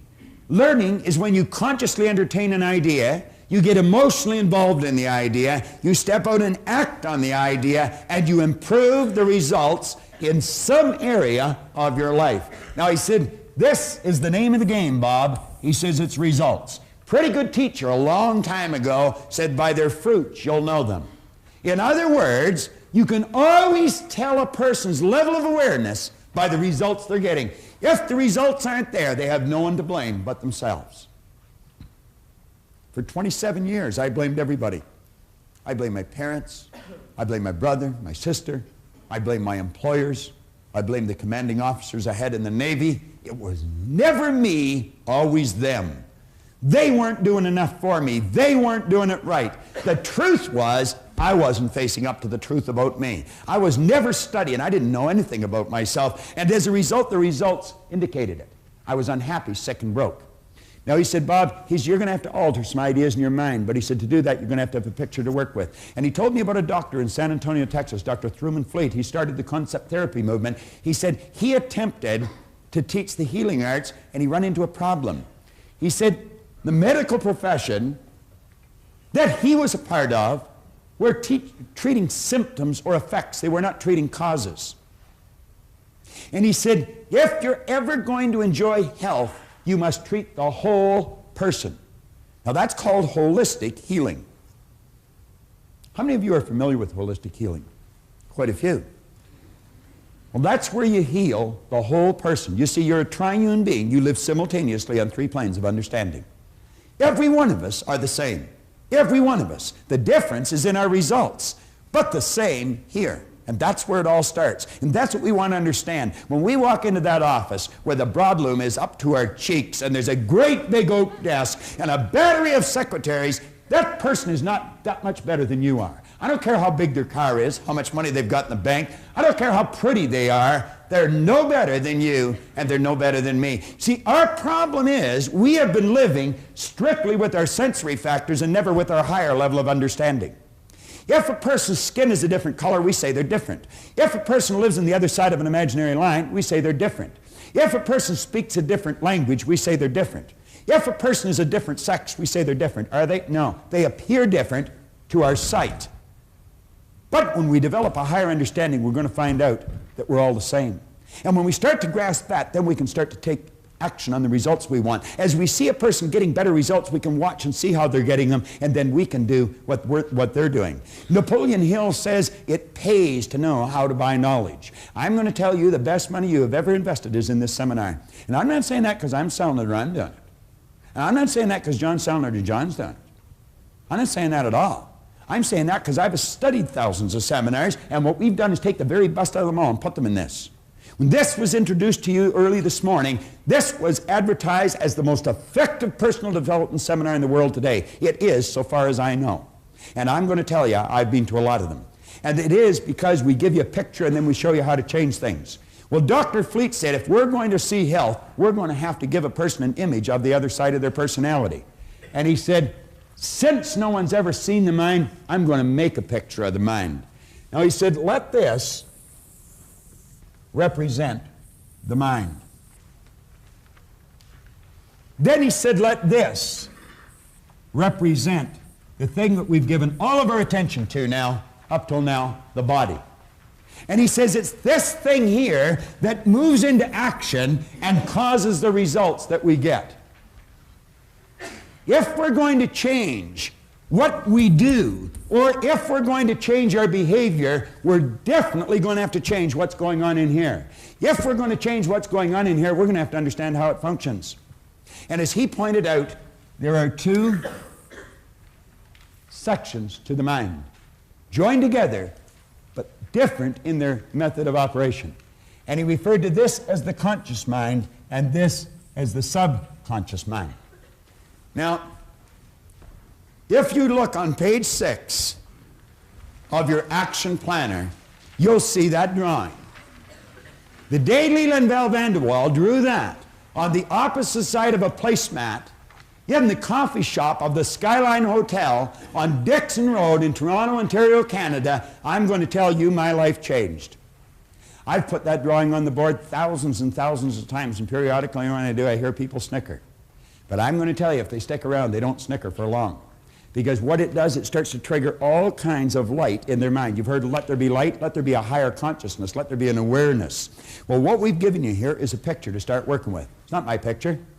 It's not even Truman Fleet's. It's our picture. The second you've got it in your mind, it's yours. No one can lay claim to something like this, but we can all use it. And we are all the same. I don't care how different you may appear to be to the person beside you, you and the person beside you are exactly the same. Now, it's understanding of how this functions that makes it different. Now, if you'll flip over in your exercise book, your action planner to page 8, and I would suggest that you follow this really closely. You could be sitting in your den or your family room and just watching this and the book stuck away somewhere. That'd be a terrible error. You'd be wasting your time. And you know, time wasted, you never get back.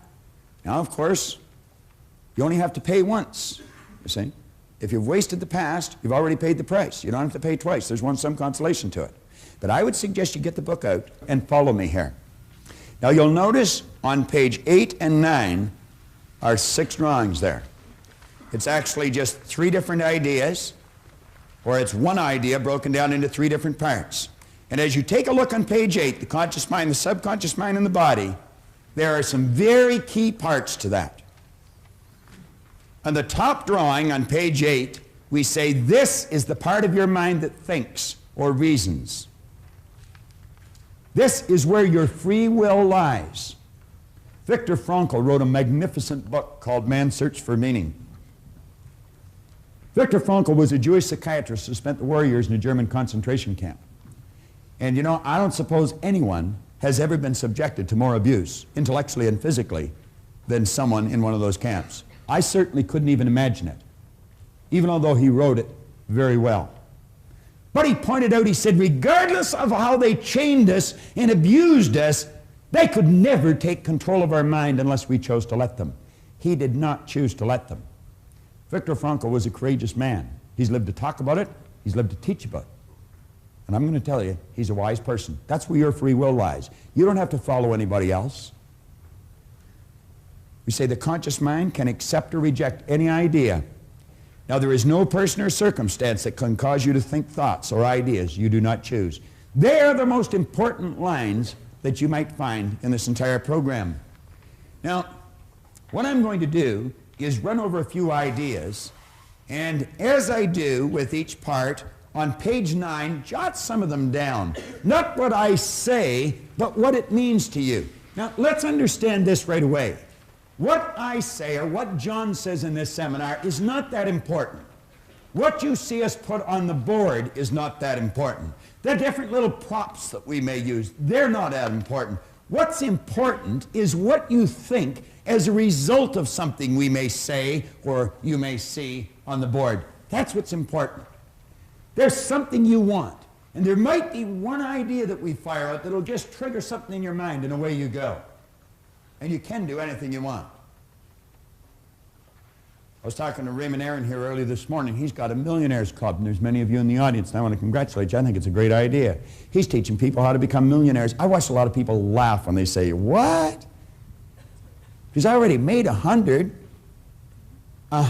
people have developed a net worth of at least $1 million just through one person's teaching. It's incredible, isn't it? It really is. That's not a crazy idea at all. You want to be a millionaire? You can be a millionaire. Do you want to start your own business? You can start your own business. You can do anything you want. But clearly understand this. If you don't know how this works, you haven't got a snowball's chance in that hot place of doing it. We're just about to the end of this first tape. There's been some very important material covered. It's vitally important that you go back and you read through this book. Possibly even watch the entire tape again before going on to the next tape. Read from page 5 to page 8. Cover your own notes and pay particular attention to page 8 before you go to the second tape. Please understand this. This program will be of little value if you have not established a goal, something you really want, that you're emotionally involved in, that you're working towards. Possibly to help you, before we go to the second tape, we'll take you on a little tour down through some tropical island. Holding on to the key, ready to unlock your destiny. Oh, rich, rich.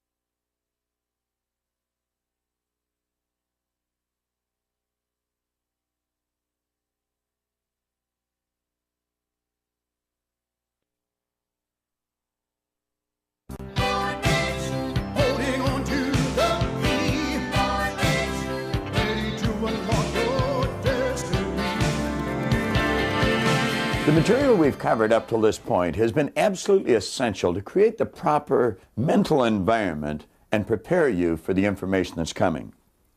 I concluded the last message by suggesting you reread page 8, as it was vitally important. Now we're going to create this image, and as I do, I want to suggest that you take as many notes as you can. It really doesn't matter if you have to replay this next section 50 times. Make sure that you get the key points written out on page 9 in your action planner. It's vitally important that you do this. The success of the entire program, which is your future, may be dependent upon it. I know you'll do well. Now let's start to think. Here we're talking about this power. We are not only a physical expression of that power, we're an instrument of that power, because that power literally flows to and through us. Now, as it flows into our consciousness, it just is. Just is. All science and all theology tells you energy is, God is neither created nor destroyed, is the cause and effect of itself, is 100% evenly present in all places at all times, is all-knowing, is all-powerful. You see, the knowledge that got us into the air has always been here. We didn't just make something out of nothing. When the Wright brothers introduced us to this new kingdom, they just tapped into something that was already here. The fax machine that you use today. You can take a slip of paper, feed it into a machine, and thousands of miles away, simultaneously, it's coming out of somebody else's machine. And it's all done just through passing something through the medium of the molecule, the no thing. We've always been able to do that. We've just become aware of how to do it. See, a person that's earning $25,000 a year, they're not earning $25,000 a year because they want $25,000 a year. They're earning $25,000 a year because they're not aware of how to earn $50,000. Any person in this room can become financially independent. There's no trick to it. This afternoon we're going to talk about that a little bit. As this power flows in, it's neither negative or positive. Jan, I'm going to tell you there's nothing on the cover of that book. Am I right or wrong? I'm wrong. Do you want to stand up for a second, Jan?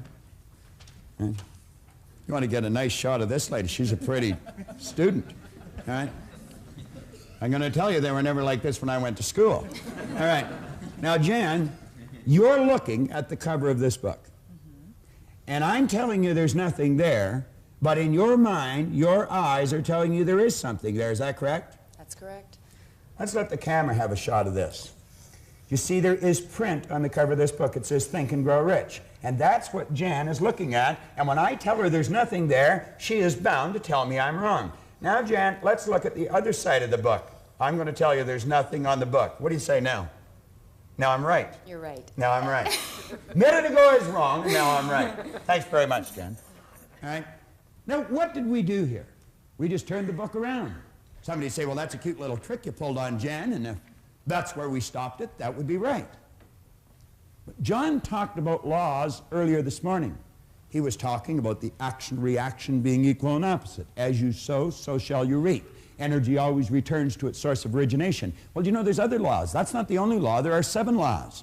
Dr. Werner von Braun one time pointed out that the natural laws of this universe are so precise that you and I don't have any difficulty today building a spaceship. We can send a person to the moon, and we can literally time the landing with the precision of a fraction of a second. He also said these laws must have been set by someone. Now, the law that I'm referring to here is not the law of cause and effect or sowing and reaping. It's the law of polarity or the law of opposites. You see, Jan, there's a front to the book and there's a back to the book. There's a right and a left to the book. And what's right to me is left to you. There's a top and a bottom to the book. There's an inside and an outside to the book. And you couldn't have one without the other. If I started to slice the right side off this book, when I've taken the last slice for the right side off, I've also gotten rid of the left. You couldn't possibly have one without the other. Nothing complicated about that. Pretty simple idea, but not understood by many people. We use these two symbols to illustrate the law of opposites. And you know, as this power flows into us, we can make out of it anything we choose. You can sit there, this is the intellectual mind, activate your higher faculties. I'm not talking here about your sensory factors, I'm talking about your higher faculties. You can exercise them, and you can literally create the start of anything because you are creative. You are a creative being. Do you know it's these faculties that separate you from your pets? Archibald MacLeish had a character stand up in one of his plays. It's called The Secret of Freedom. He had this character stand up. It was a Pulitzer Prize-winning play, too. He had a character stand up and say, the only thing about a man that is a man is his mind. Everything else you can find in a pig or a horse. He was right. You've got marvelous faculties. Do you know that this auditorium was nothing but an image in the mind of one individual at one time? Do you know that the clothes you're wearing, the camera that I'm staring at was nothing but an idea in the mind of one individual at one time? Now I want you to imagine 100 years ago, someone saying to you, I've got an idea. I've got a picture here of building something, I'm going to call it a camera, and I'll shoot a picture of someone in Seoul, Korea, and simultaneously they're going to see it in Nacogdoches, Texas, in their family room on something we'll call a television. I'll take that picture and I'll send it zigging off through time and space. I'll bounce it off something I'm going to call a satellite, and it'll bounce right into a receiving set on a television set in your family room. Now you know that the boys in the white coats would have been coming for that guy. But the truth is we did it. We did it. Yet in 1 week this year, 1 week in the past year, I conducted a seminar in Toronto, Canada, in Los Angeles, California, in Auckland, New Zealand, in Honolulu, Hawaii, in 1 week. I could have been flying over Tahiti, which I was, at 35,000 feet, going 600 miles an hour, press a button and my seat goes back, pull a thing out from underneath, I could virtually turn it into a bed, hit another button and somebody come to my aid and they'd give me something hot or cold to drink. They'd give me something to eat. They'd give me a pair of earphones, plug into the seat, and I could listen to my choice of music. Or I might be able to watch a first-run movie. They'd wheel a little cart down beside my seat and they'd give me a hot meal. I could wander up to the wall of the ship or the bulkhead of the plane, take a little plastic card, plastic was something that didn't even exist when I was a child, stick it in this machine, take a telephone back to my seat, and phone my office in Willowdale, Ontario, Canada, while I'm at 35,000 feet, traveling 600 miles an hour over Tahiti, just about the opposite side of the globe. And I would have been able to take, if I wanted to, a laptop computer out of my briefcase, set it on my knee, snap a modem on it, with the telephone, communicate to my office in Willowdale. Or take a portafax again, snap that onto the phone, send a paper to my office in Willowdale.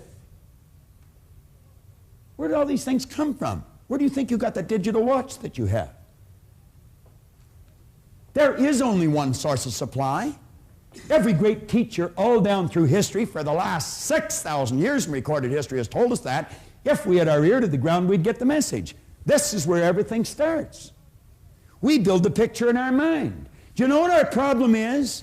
When we build that kind of a picture, we instantly say we can't do it if it's far beyond the results that we're getting. You wouldn't be able to get the picture if you couldn't do it. You can do anything you want. Anything you want. Now, hooked up to your conscious mind, like little antennae, you have sensory factors. You can hear, see, smell, taste, and touch. And you know that's where most people get all their information, through their sensory factors?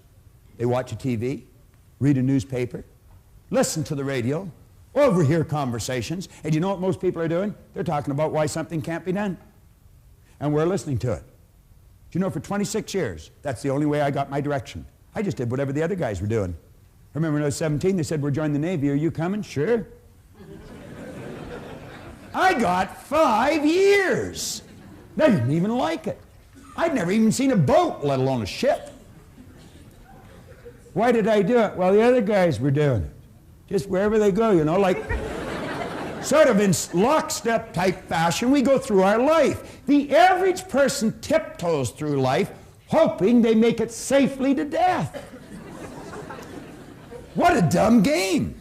It's not a practice run. We get one shot at it.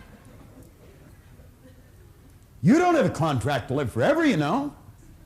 If you're going to let what you do be based upon what you hear, you better make certain the people that are giving you the advice are getting phenomenal results, or you're going to go where they're going.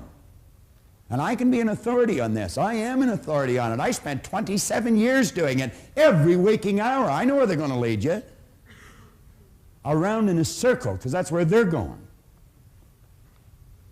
When an idea comes into your mind, you want to ask yourself this question. Don't ask whether it's wrong or whether it's right. See, Jan was right. There was something on the book. So was I right. There was nothing on the book. That's not the question. Do you know what the question is?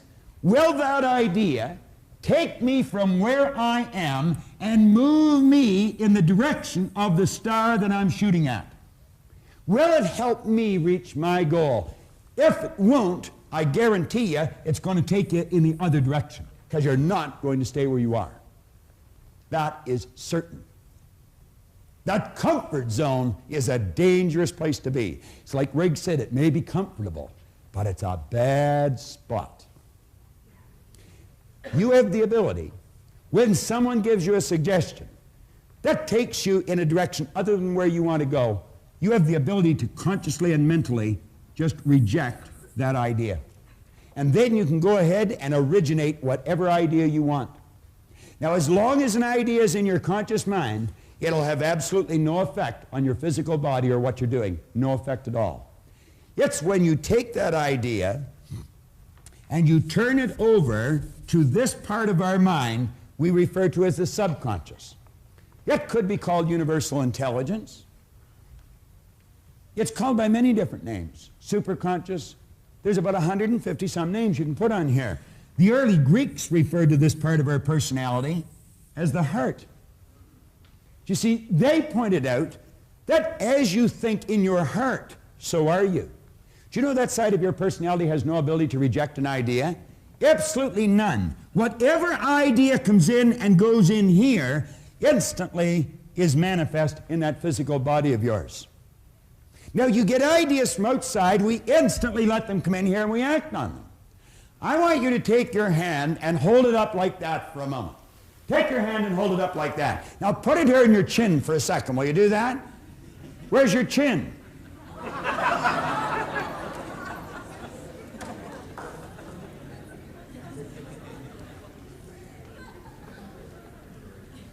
Why did you put your hand here? Do you know why you put your hand there? Because I put my hand there. You said, well, that's what you said to do. I'm going to suggest you weren't thinking. I'm going to suggest you just let that idea go right into your subconscious and you automatically acted on the idea. If I said, follow me, I'll show you how to win, are you just going to follow me? Where are you going to ask yourself? Does that person know what he's talking about? Does she know where she's going? Why would you go for someone for financial advice that's flat broke? That doesn't make any sense, does it? Why would you go to a sick doctor to find out how to get healthy? Do you want to know why we do it? We're in the habit of doing it. And you know what a habit is? A habit is something you do without giving it any conscious thought. And you know that most people live by habit. They don't think. Val Vanderwall used to point out if most people said what they were thinking, they'd probably be speechless. The late and great Dr. McFarland from down in Kentucky said 2% of the people think, 3% of the people think they think, and he said 95% of the people would rather die than think. I was reading an article that was written on George Bernard Shaw. And the author was reporting that Shaw one time said the average person thinks 2 or 3 times a year. He said, I've gained an international reputation with myself thinking 2 or 3 times a week. I was driving over here this morning with Linda, my wife. We had a real interesting occasion this morning at the house. Colleen, my daughter, got up to have a shower and turned on the tap and took it right off in her hand. The water goes right across the rim. And of course, being the mechanically inclined person I am, I didn't even know how to shut it off. So we had a fountain going sideways in the bathroom. The only way Linda knew how to turn it off was shut all the water off in the house. This happened at 5:45 this morning. Needless to say, that was a nice way to start to wash your hair and have a shower and brush your teeth. So I thought, what'll I do? I could see this hole, and I didn't know what to do, so I went and got a broom handle and shoved it in the hole. That's exactly what I did. But that didn't work. Well, now, if you wanted to see a comedy, you should have been in our house this morning. Here's Linda holding the tap on while Colleen's having a shower and having a terrible time trying to adjust the hot and cold. Then Colleen scurried away with her towels around her, and in I go. And I got the water pouring on me, my hair full of soap, and it went ice cold. Linda said, hurry up, it's freezing. Then she said, it's burning me. Well, we finally got the soap off, and we got through the operation. And I understand there's a plumber over there doing what I'm not aware of how to do. And I have no intentions of learning either, I might tell you. But you know what she was saying on the way over? She said, well, we sure got creative early, didn't we?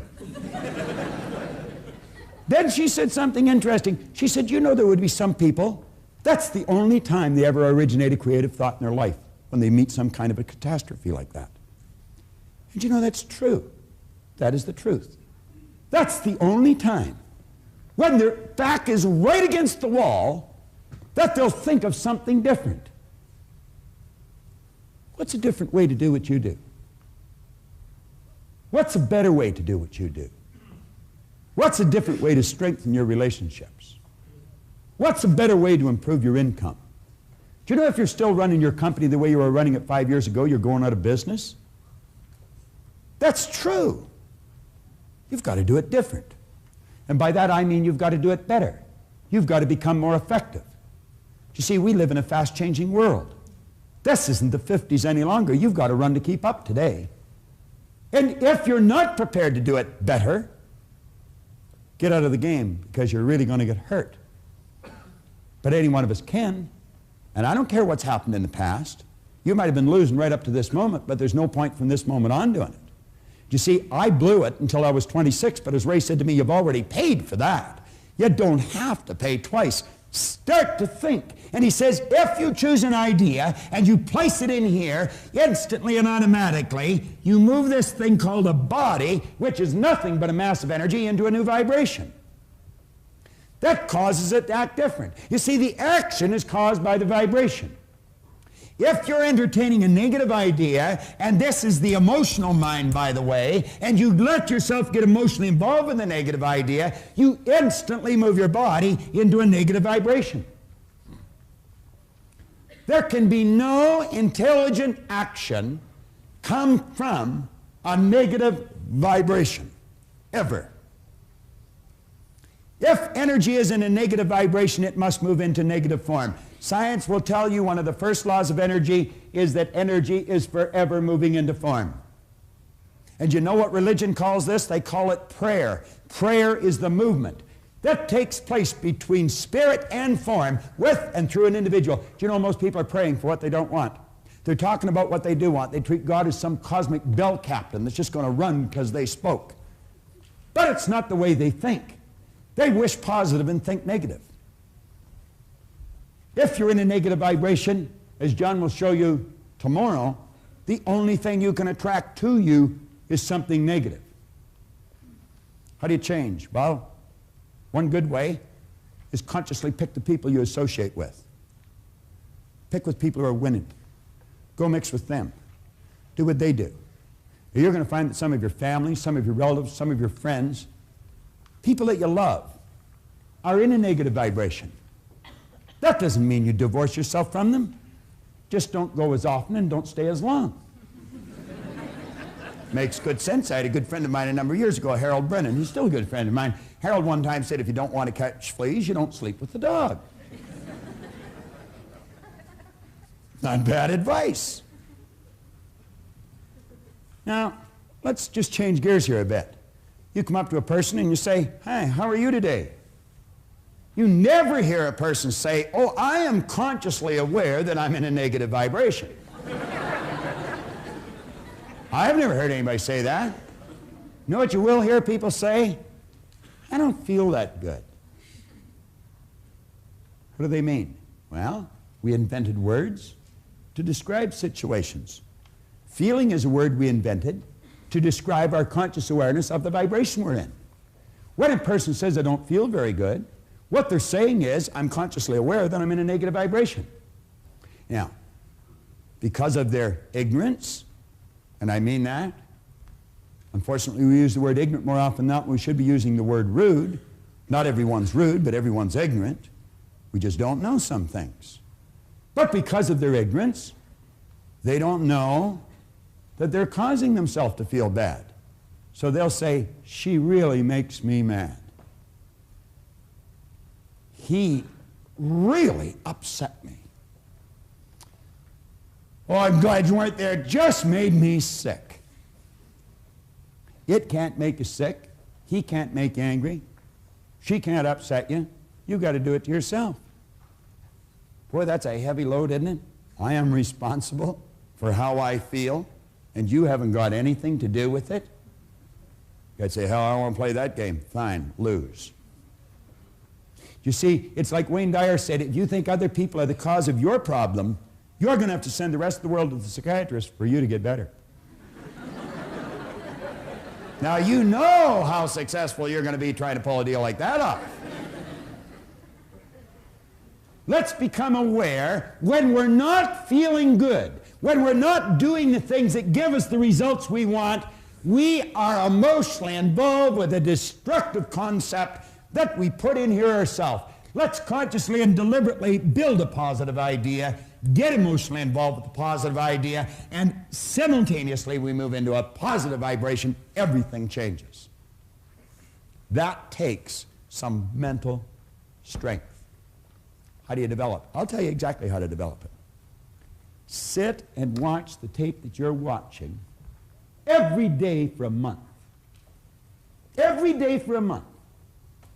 You say, "Well, I don't have to watch it every day for a month." No, you don't. You only have to until you want to, and then you don't have to any longer. It's that simple. But I'll tell you this, you hear it over and over and over and over and over and over and over again, and one day, bang, something's going to happen inside, and you're going to realize when you say that she upset me, that she didn't do it at all. You did it. And you know what you're going to do that day? Change it. And you'll never again go through life thinking other people upset you. And if periodically you let somebody else stick a negative idea in your subconscious mind, you can instantly correct your direction, because at least you know where the problem lies. Is that basic? Yeah, I think it is. I think it is. Now follow me closely here.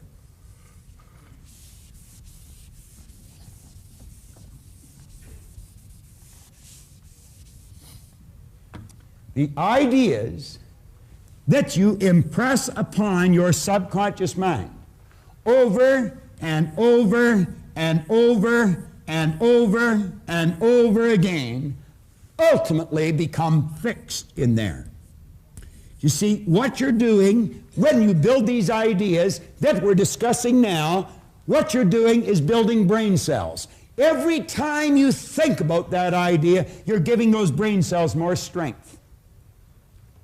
And in a relatively short period of time, Dr. Maxwell Maltz, the great author of the phenomenal bestseller, Psycho-Cybernetics, he pointed out that in approximately 21 days of doing this with an idea, that idea will become fixed in your mind. Then it's more commonly referred to as a habit. A habit is an idea that's fixed in our subconscious mind, requires absolutely no conscious thought any longer to cause us to act on it. Do you know you drive your car through ideas that are fixed in your mind? When you first started to drive, you were all hands and legs. Every bit of conscious attention was on what you're doing. Same as when you first learned to get dressed. You ever watch a little child trying to learn how to tie its shoe? Totally awkward. Now we get dressed without giving it any thought. We may think of what we're going to wear, but not how we're going to get it on. You very rarely see an adult trying to pull their pants on over their head. But it's not uncommon to watch a little child try and do that. You never see an adult trying to put their foot in the sleeve of their shirt. But it's not uncommon to see a little child trying to do that. But when the little child gets the ideas fixed in their mind, they never try and do that again. And they just automatically get dressed. If you would consciously observe some of the things you do in any given day, just consciously stop and watch your own behavior. Listen to your thoughts. You're going to find that many of the things you do are done through habit. See, when I was a little boy, my teachers used to say, "Bob, why are you doing that?" And I'd say, "I don't know." This is the intellectual mind. You can store a lot of information there. But this is the conditioned mind. You see, thousands and thousands of habits form something called conditioning. And I was automatically doing things I didn't want to do. I was doing something wrong. It was giving me results I didn't want. And they'd say, "Why are you doing that?" And I say, "I don't know." They say, "What do you mean you don't know?" "You know." I say, "I know." "Well, why are you doing it?" "I don't know." I remember I joined the Navy. My commanding officer would say, "Proctor, why are you doing that?" I'd say, "I don't know, sir." "What do you mean you don't know?" "You know." "I know." "Why are you doing it?" "I don't know." Then I got out of the Navy and I went to work, and the boss would say, "Bob, why are you doing that?" I'd say, "I don't know." "See, what do you know? What do you mean? You know how to do better." "I know." "Why don't you do it?" "I don't know." Then I get married. My wife say, "Why are you doing that?" I say, "Never mind." It's amazing how bold you get at times. I got to hate the word why. I didn't know why I was doing things that I didn't want to do, giving me results I didn't want to get. I didn't know how my mind operated. I didn't know I had all those ideas fixed in there. And I'll tell you something else I didn't know. I didn't know how to change it. I did not know how to change it. Why did I have a poor attitude? Because I had so many negative ideas fixed in here. And you see, it's what's in here that controls the vibration. And conscious awareness of the vibration is called feeling. And I never felt very good. Sometimes I felt lower than others. You'll see people that are totally depressed. You know what depression is? Depression is anger turned inwards. They get angry at someone else and they suppress it. They pack it into their subconscious until it all becomes fixed. And they stay in a terrible vibration. Why do you think people get ill? Do you think dis-ease is a normal vibration for a body to be in? Not at all. Ignorance is the cause of dis-ease. We're told to know the truth would set us free. There's only one thing to be set free from, my friend, and that's ignorance. Now, I want you to stop and think of just how you behave. I want you to stop and think of some of the things that you could do that would improve the quality of your life just like that. Every one of us know how to do things better than we're doing. Our problem has been we don't know why we're not doing them. See, you know that when you leave home, if you go over and say, "You know, honey, I really love you," and give them a little hug and kiss, you feel better when you leave. You also know when you go out and slam the door that you feel bad for a long time after, and so do the people that you slammed the door on. We know, but sometimes we still slam the door. Do you know if that's the only thing you changed? If that was the only habit you changed, the quality of that relationship would improve. I have watched salespeople multiply their effectiveness just by forming the habit of being like this at 9 a.m. in the morning. This is called personal contact, and it's the key to success. Some people are not in front of a prospect until noon. You'll never get up at the crack of noon and win. At least if you can, I'd like you to tell me about it. The rest of this program is built around that basic concept and this basic concept here. But understand this, you've got the mental faculties, you've certainly got the power. The power's always with you. It's always flowing to and through you. It's just a matter of learning how to direct it. And in learning how to direct it, happiness, health, and prosperity will manifest in your life, and they should, because that's your birthright. And there isn't one person in this room, one person in your life that is even that much better than you. We're all the same. The difference is in our results. Change our results by changing our mind. It's so basic and so simple. I want to suggest that you consciously make a decision to change one habit in your life. I'd like to introduce you to someone that I love dearly, my aunt, Marg Moyer. She was in the habit of letting other people think for her. What everybody else wanted to do, I would do. You know, you wouldn't start an argument or you know, hurt anybody's feelings. And you waited on people continually. Marg changed one habit, and she literally changed her life. I'll tell you one thing, she's a force to be reckoned with today. A nicer person, too. Well, if you were to tell me something and I didn't agree with you, I could tell you, no, I don't agree with that. No, I don't wait on anybody. I think anybody that comes to this home will know that, because once you're here once, after that you get your own coffee. You know, we started our own business, and we really worked. And we worked extremely hard, and the whole family worked, and now everybody reaps the benefits.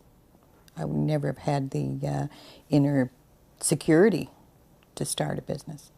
Now you decide, what habit are you going to change? What have you been doing automatically, without any conscious thought? Pick one and make up your mind, like Marg, you're going to change. Marg not only brought a lot more of herself to the surface to enjoy, her whole family enjoy her more. You pick one habit and make a similar change in your life. Now John Kanary is going to introduce you to your greatest power. Now I'm going to ask you to take a look at a picture. I'm going to bring a picture up close to you.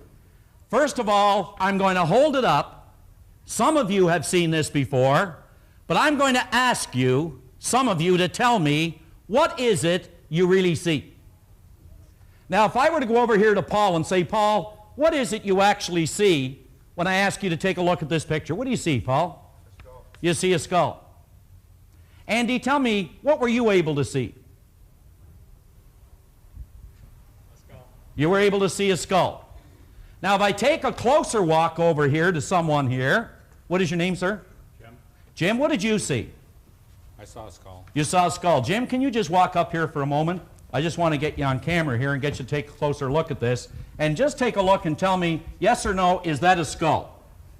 No, it's not a skull. It's not a skull. As a matter of fact, Jim, is it a beautiful picture if you take a closer look? It's kind of a nice picture. Yeah, it's kind of a nice picture. Thanks a lot, Jim. I appreciate that.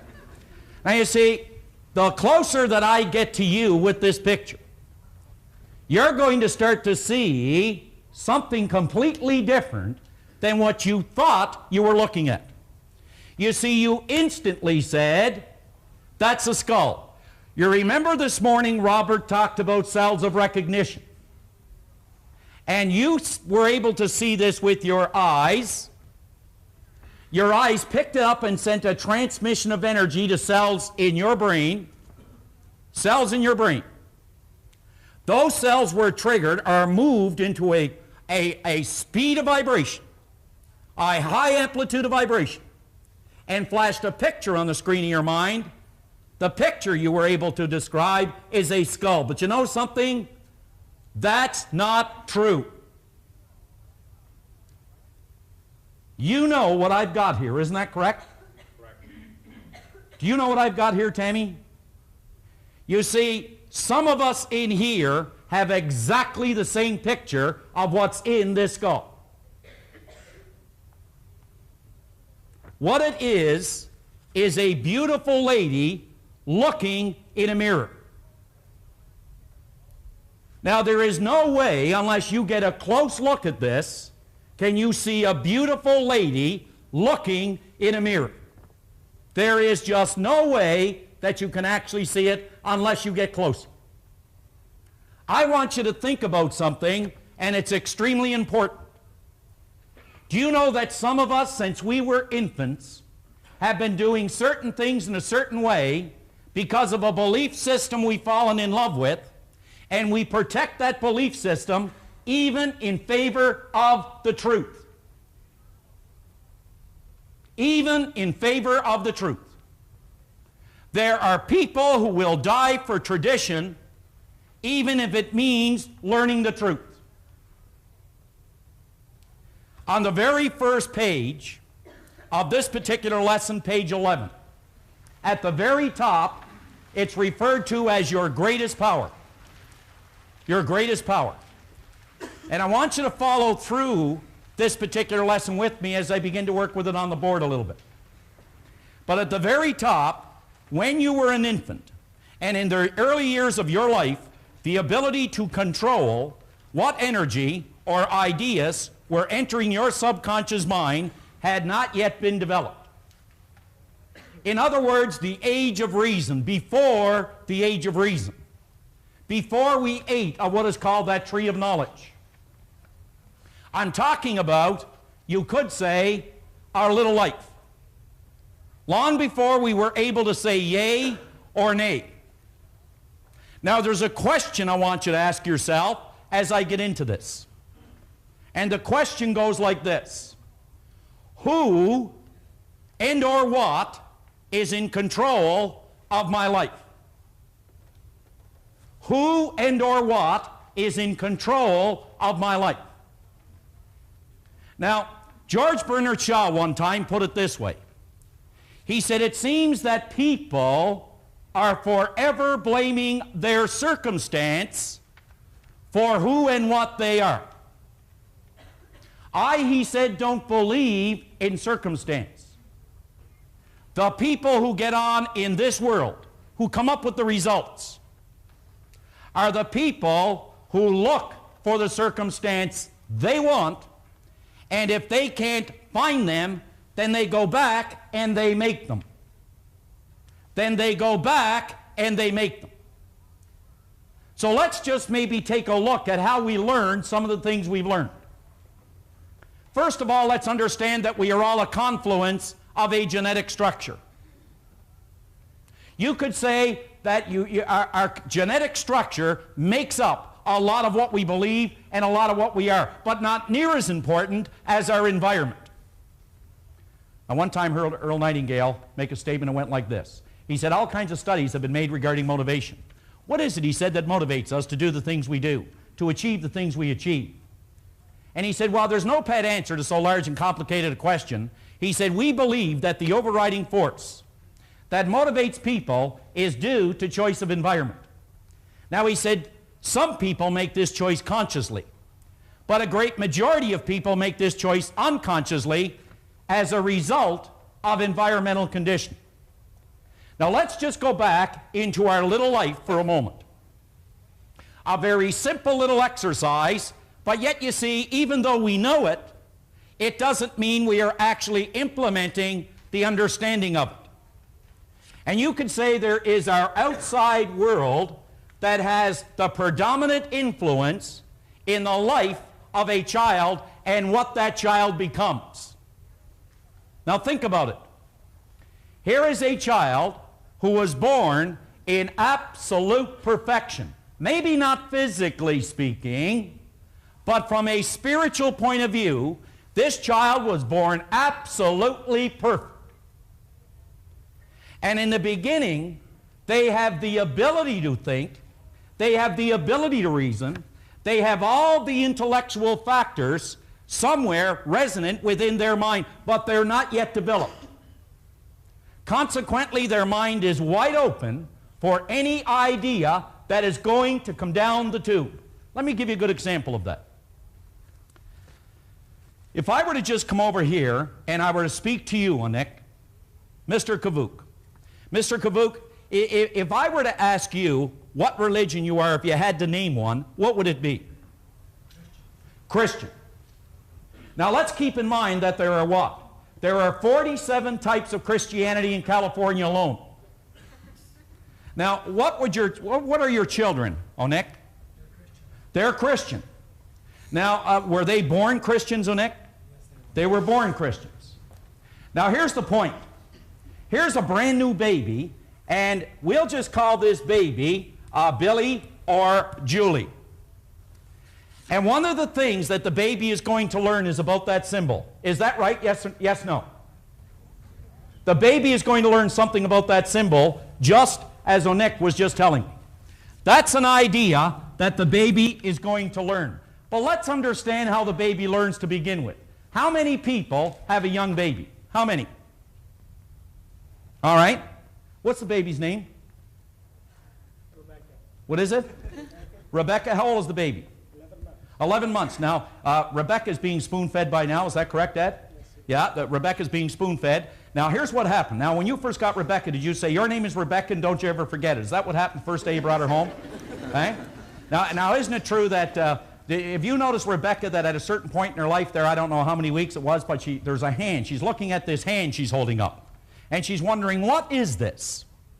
They start to examine this hand. They're wondering, what is that? It takes them a while to find out that it belongs to them because they take it and they bite it, and then they know it belongs to them. And they take the same thing with their foot, and they're wondering, where did this come from? Well, Bob mentioned this morning, I am not a physical instrument. I am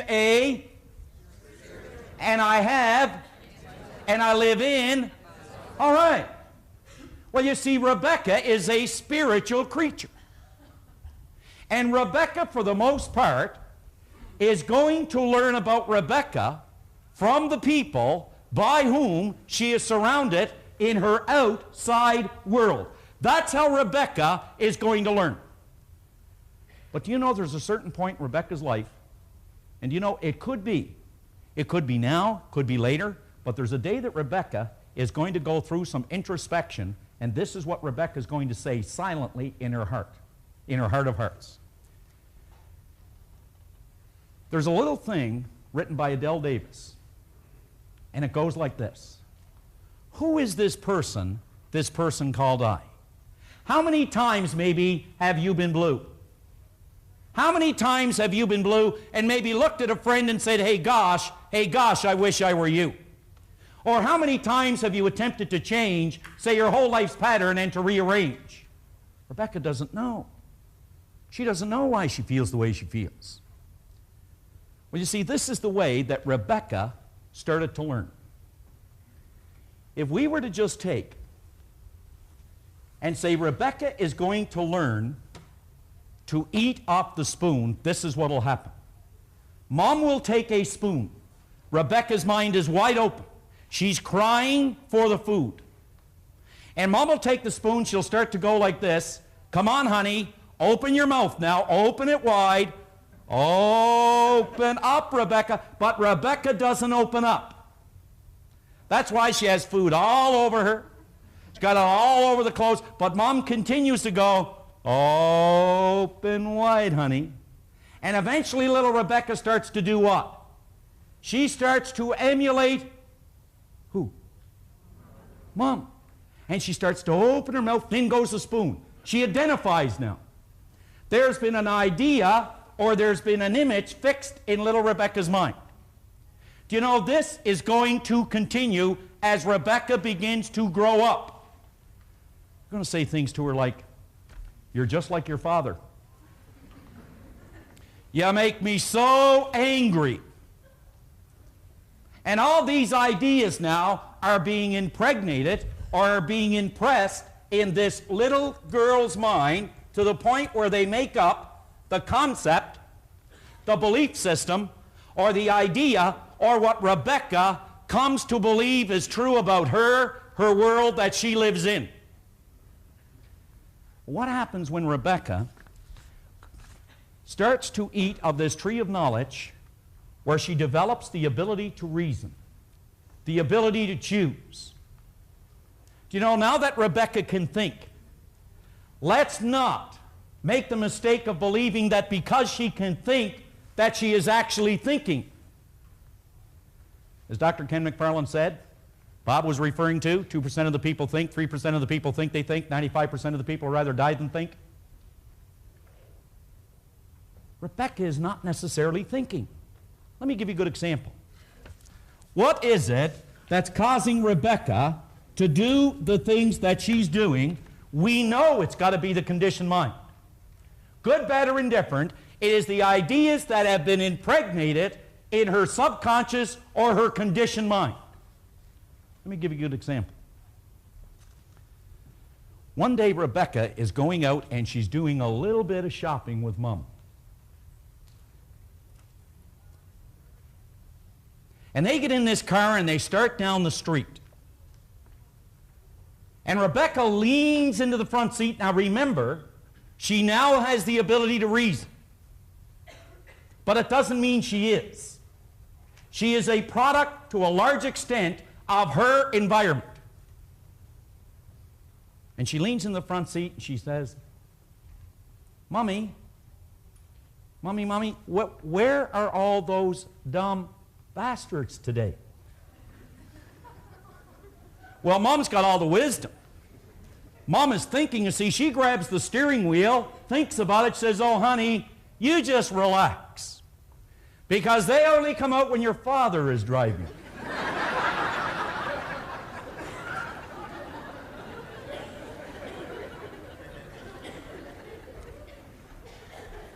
Was that little girl doing something wrong? Did she say anything wrong? Not in her mind. But you see, the day that Mom begins to explain it to her will give her cause to think or give her cause to reason. It is then and only then that she can change the information that has been handed over to the conditioned mind. That has been handed over to the conditioned mind. Now go back to your workbook, because we've got to cover these couple of pages. Go back to your workbook right now. Go down a little further where James Allen made a great quote. He said, as a man thinketh in his heart, so is he. Was he talking about the physical pump here?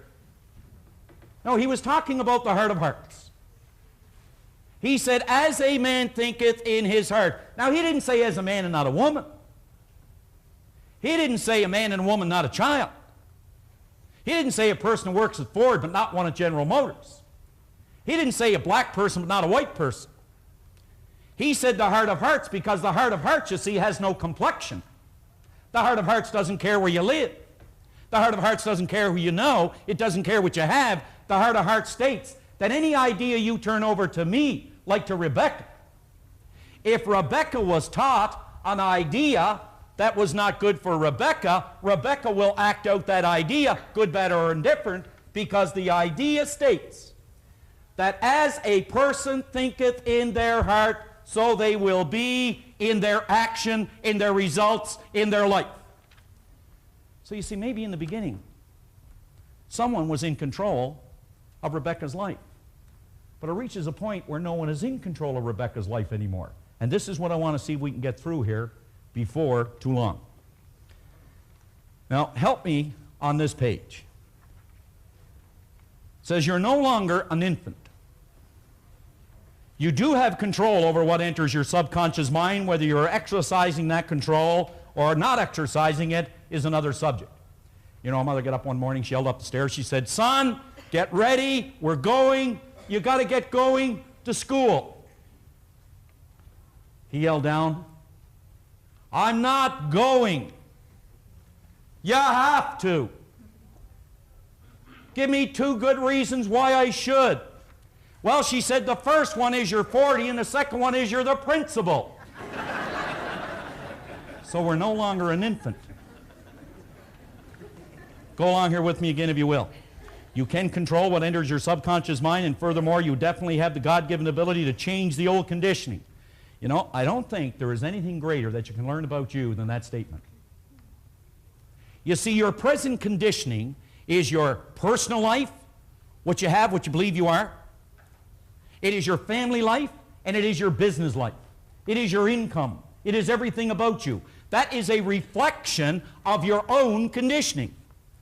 I remember one time I put on a particular tape by a guy named Earl Nightingale. And Nightingale said this. It was probably one of the better things I've ever heard.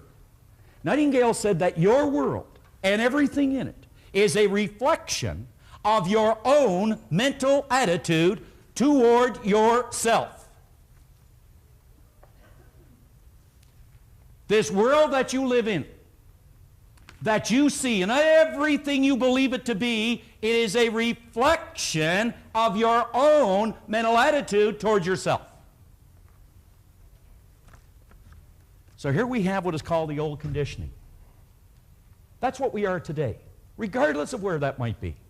And here we are with a new idea.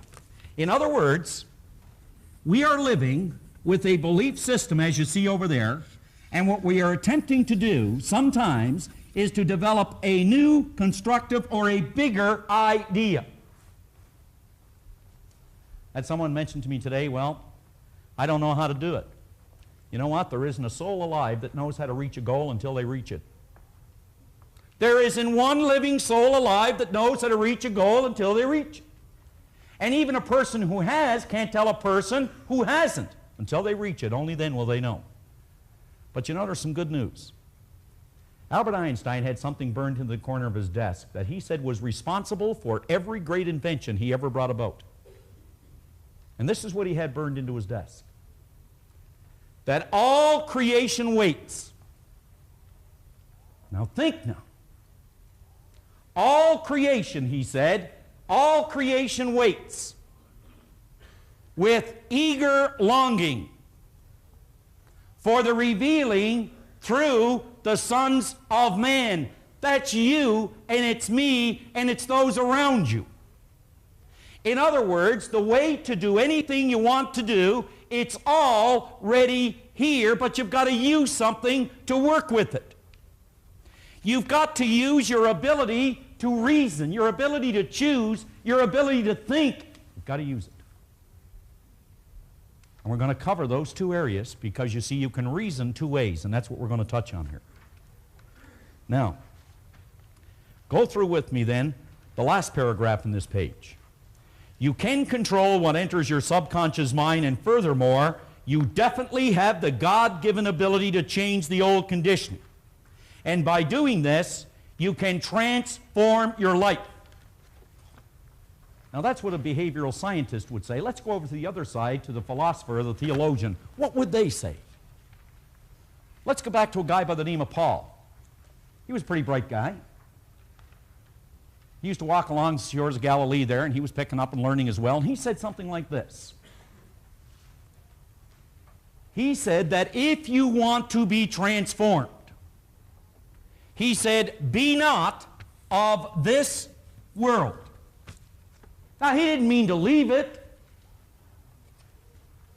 What he was pointing out is what you must do is be not of this world of conditions and circumstance. Be not of what already is. But he said, be transformed by the renewing of your mind, the renewing of your conditioning, the renewing of an idea. In other words, replace one idea with a new idea. All right. Would you turn the page, please? Just turn the page over to page 12. What is the purpose of the intellectual factors you see at the top of this page? It says your conscious mind has been endowed with intellectual factors. We know that. This little girl has been endowed with intellectual factors. But in the beginning, they were not able to guard or to protect her against all the information she was getting. You know that Rebecca, you wouldn't do a thing on earth to harm Rebecca. Isn't that true, Dad? There isn't anything you'd ever do to harm Rebecca. But you know, Dad doesn't know everything there is to know about living. And Rebecca's going to be exposed to so many things. Let me give you an example of how Rebecca starts to use what are called her intellectual factors just quickly. Now you could bounce over here, and this is Rebecca now at the age of reason. And Rebecca goes to school. And as she's in there with all the other kids in school, the teacher takes and she puts something on the board for all the kids. And this is what it is. C-A-T. Rebecca does not know what that means. She may have a cat at home, but she doesn't know what it is in a word form. The teacher knows they have sensory factors. Rebecca can see that. She can see cat sends a transmission of energy to cells in her brain. They increase in amplitude of vibration, but there is no picture other than a blank one. So the teacher has to build some cells of recognition. She's going to start to use now her intellectual factors, and this is how she'll do it. She'll say, now class, that's C-A-T. I want you all to repeat after me. She'll say, that's ca-at. Now I want everybody to say that in the room here. Come on. Ca-at. Okay? Now I want you to say ca-at, and I want you to say it a little bit faster. Come on. Ca-at, cat, cat, cat, cat, cat. And a picture jumps into little Rebecca's mind, a beautiful little fluffy at home. Now she has a word and she has a picture to identify with it. But you know, on her way home, she's all excited to go home and tell Dad everything that she's learned. She goes dashing through this construction site. And as she goes dashing through, takes shortcut, this guy yells out, hey, Charlie, bring that big cat over here. On go the brakes. What is she looking for? She's looking for little Fluffy, but what does she see? A big, giant earth-moving machine. Now she has two pictures for one word. Two pictures, one word. She goes home, she says, Mommy, Daddy, teacher told me all about Fluffy, C-A-T, and I'm going home here, and the man yelled. And I see this, oh no, honey, that was a caterpillar. Now she's got three pictures for one word. But you see, they explain it to her, and something goes away, and it's called confusion. Now I want you to think about this. At some point in your life, in your little life, you were taught things about money, about love. You were taught things about God. You were taught things about work. You were given things about people. Things about people. You were given things and taught things about you. Never measure up. Never amount to anything. You're just like your mother or your father. You're just like your uncle. You can't trust anybody. All red-headed people have bad tempers. Now, if you ever met Bob, you know that's not true.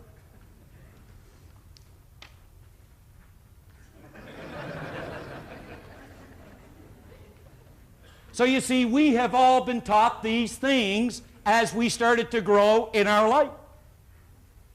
And now we get to a point in our life where we start thinking about, what is it I want to do? I was talking to Paul a little earlier now. He goes to university here. Why is Paul going to university? Has Paul really decided on something Paul wants to accomplish? Because you see, now we're at a point where we start to think about what we want to do, but sometimes our conditioning gets in the way. Now this is very important. I mentioned we can reason two ways. What are they? We can reason inductively, and we can reason deductively, and I want you all to say it with me. We can reason, and we can reason. You know, one of the reasons that we do not continue to think and try to look for new and better ways to do what we want to do, to be what we want to be, and to get to where we want to go? Because we don't do it long enough. I said something this morning that if you put a little bit in, you get a... But if you put a whole lot in, you get a... Now this is important on what I'm going to do here. Very important. when we start to use the idea that I'm just going to share with you here and just get through this workbook, I want you to think about this. There is a season to sow. There is a season to reap. But we don't do both in the same season.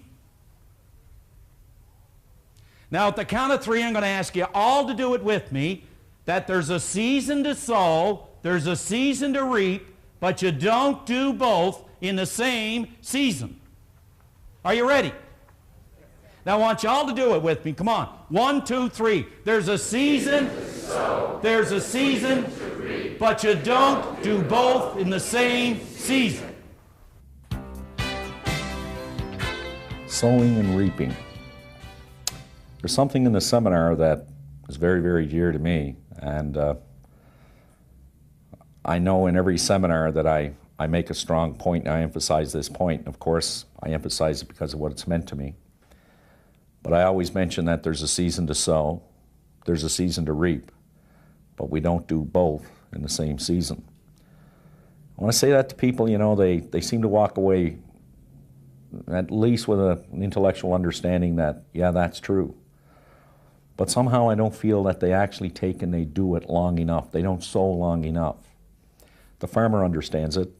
They go out and they sow the seeds. After a period of time, they know that that's the one season. And then in the next season, they go out and they reap it.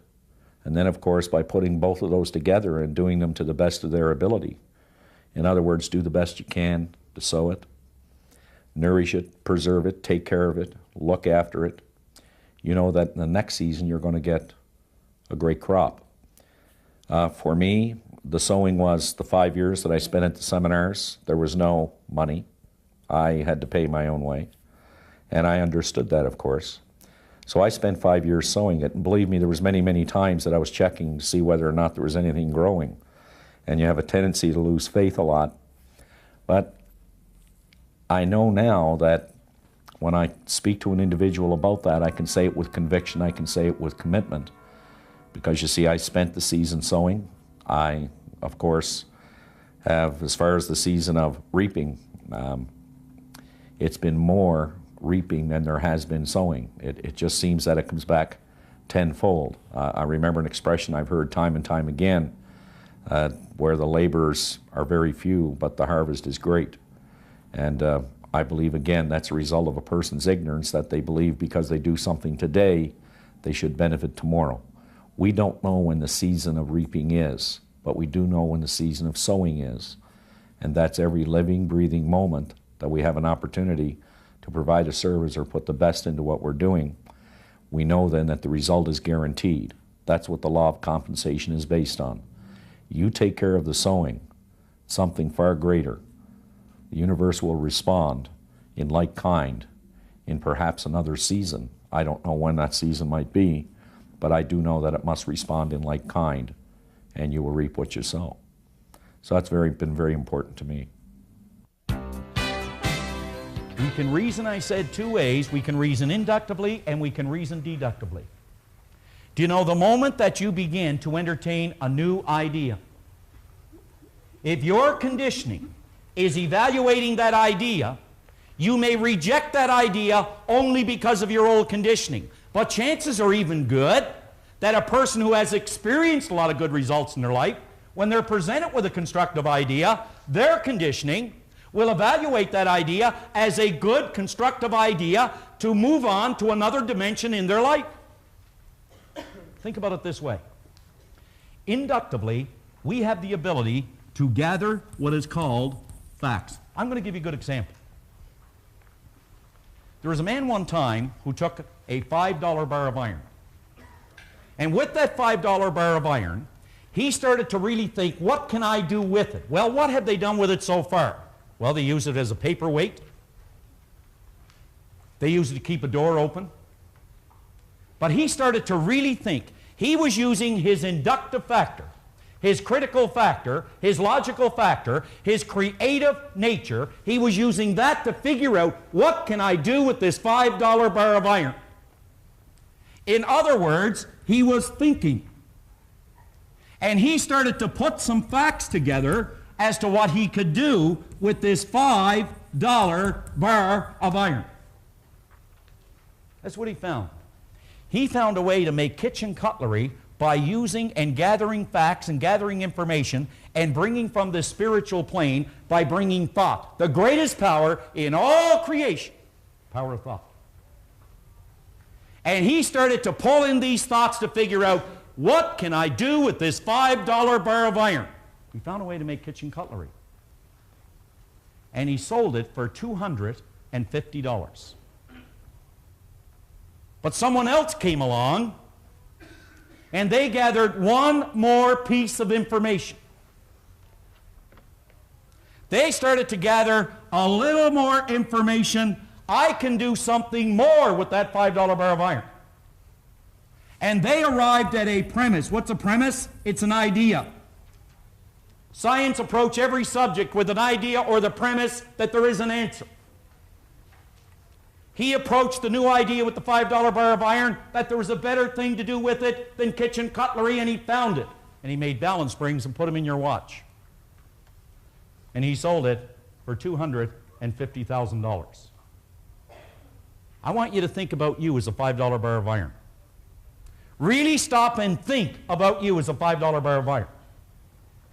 Because you see, if you're not thinking, you are going to leave your mind open to a world of conditions and to a world of circumstance. You will be totally deductive to why something won't work, to people who say it won't work, to all the adversities that are going to go wrong, to the economy and to everybody in it. You'll become totally deductive to the fact that it won't work. That's going to happen to us from time to time. But if you're not thinking, then your mind is idle. And Napoleon Hill will say right in that book, Think and Grow Rich, this is what he said. He said, the idle mind is the devil's workshop. You've got to specifically stop and think about almost every idea that's presented to you. Is it something that will enhance my life? Rather than becoming totally deductive to it. Let's see how well you remember that. Would you just take your hand like that once more? Let's see if you remember it. And just take it and place it on your cheek like that. Now, where's your cheek? Oh, some of you were going right along with me there, weren't you? All right. So on this page, we're talking about, we have the intellectual factors of reason, intuition, perception, will, memory, and imagination. We will never, ever use them if we don't invoke our inductive factor or the ability to think. Tremendous power, tremendous potential, tremendous things wait for everybody who will actually use their intellectual factors to work with this phenomenal potential. So on page 13, your deductive reasoning factor does not have the ability to reject ideas.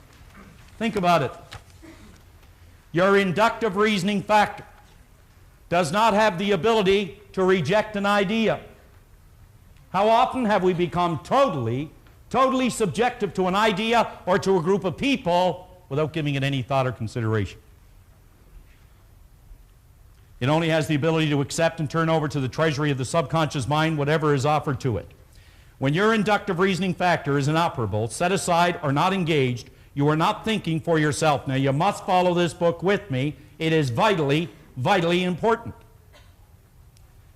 If you were in a very positive environment when your conscious mind was in a deductive state, you would automatically become the benefactor of that positive energy that you're surrounded by. It says, however, if your conscious mind was in a deductive state and you were in a negative environment, you would automatically become the benefactor of all the negative energy your senses come into contact with. It says your negative energy comes from many sources: people, papers, television, radio, even loved ones. It passes directly through your conscious mind and causes you to feel or vibrate in a like manner.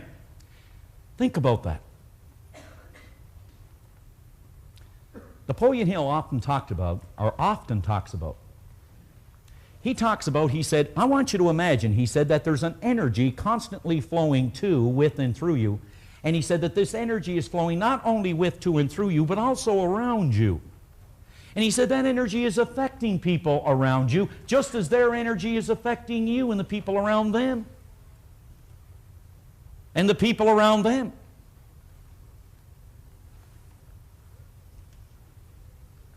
A person who is continually in a negative environment and whose consciousness is deductive will very quickly become a product of that environment. What is meant by if their consciousness is deductive? In other words, if your belief system lends itself to persisting no more than a day, and you are around people whose consciousness will not persist any more than a day, the chances of you ever changing that persistence and staying in that environment are not very good. Are not very good. Let's go to the next page.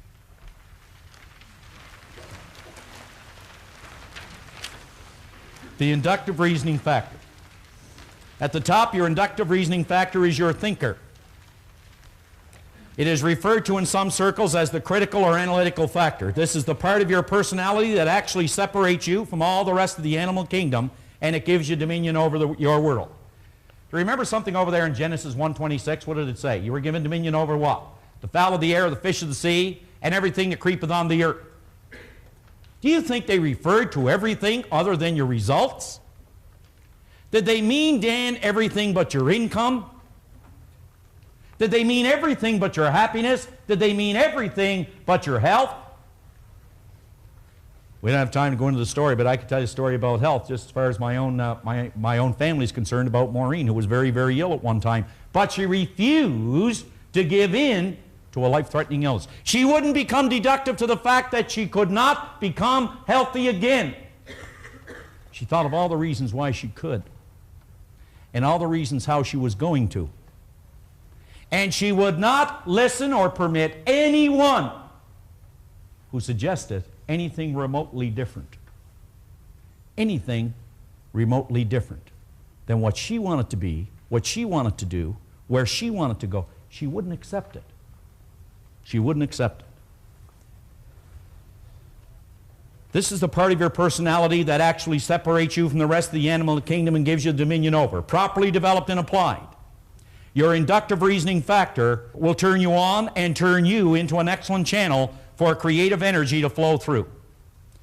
At the present time, presently, you are vibrating in a notion of magnificent thought and energy.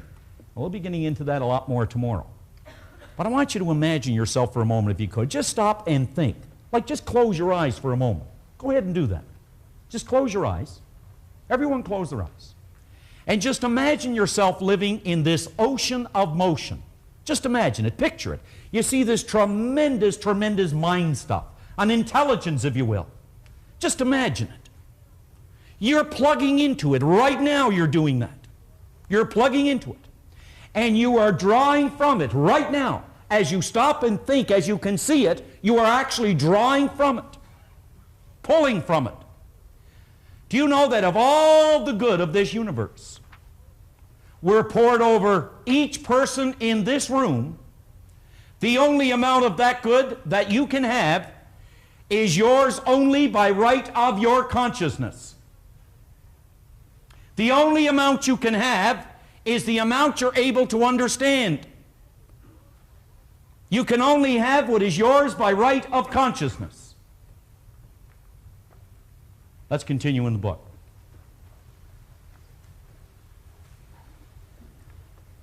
When these thoughts are brought together, they build creative ideas that can change your old conditioning and literally build your world more beautiful than you previously could have imagined. Let me tell you something that I just have absolutely no problem with anymore with regard to taking a number of thoughts. Bob mentioned this morning something about water. Water is energy at a certain state of vibration. Yes, no? Yes. In other words, it is two hydrogen atoms and one at a certain state of vibration. Think about this. Success is energy, a certain group of thoughts that form an idea at a certain state of vibration. Success is nothing more but energy in its most organized state of vibration. Failure, therefore, would be energy, a certain group of thoughts vibrating against natural law, known as confusion. It is energy in its most confused state of vibration. Is that difficult? I don't think so. What is health? It is an orderly state of vibration. But to achieve it, we must invoke and use our inductive factor, what we're talking about here. So when these thoughts are brought together, they build creative ideas that can change your old conditioning and literally build your world more beautiful than you previously could have imagined. You must, however, properly plant these creative ideas in the treasury of your subconscious mind, the part of your mind that transforms every impression that enters in it into physical form. The Word was turned into flesh. Think about that. What is the Word? It is the formulation of your thoughts into an idea. That's when it becomes the Word transformed into a reality or in the form of a result. I'm asking you to examine that idea. Just examine it. In big black print in your book, I want you to really look at it. Will this idea improve the quality of my life? How many people here, for some time now, have had a great desire on something they want to be, something they want to do, and something they want to have? How many people have actually desired something that you have not yet accomplished? Now, honestly, would you put your hands up? Hold them way up high there. Hold them way up high. Just keep them up there for a minute. Now let them down, and let me ask you this.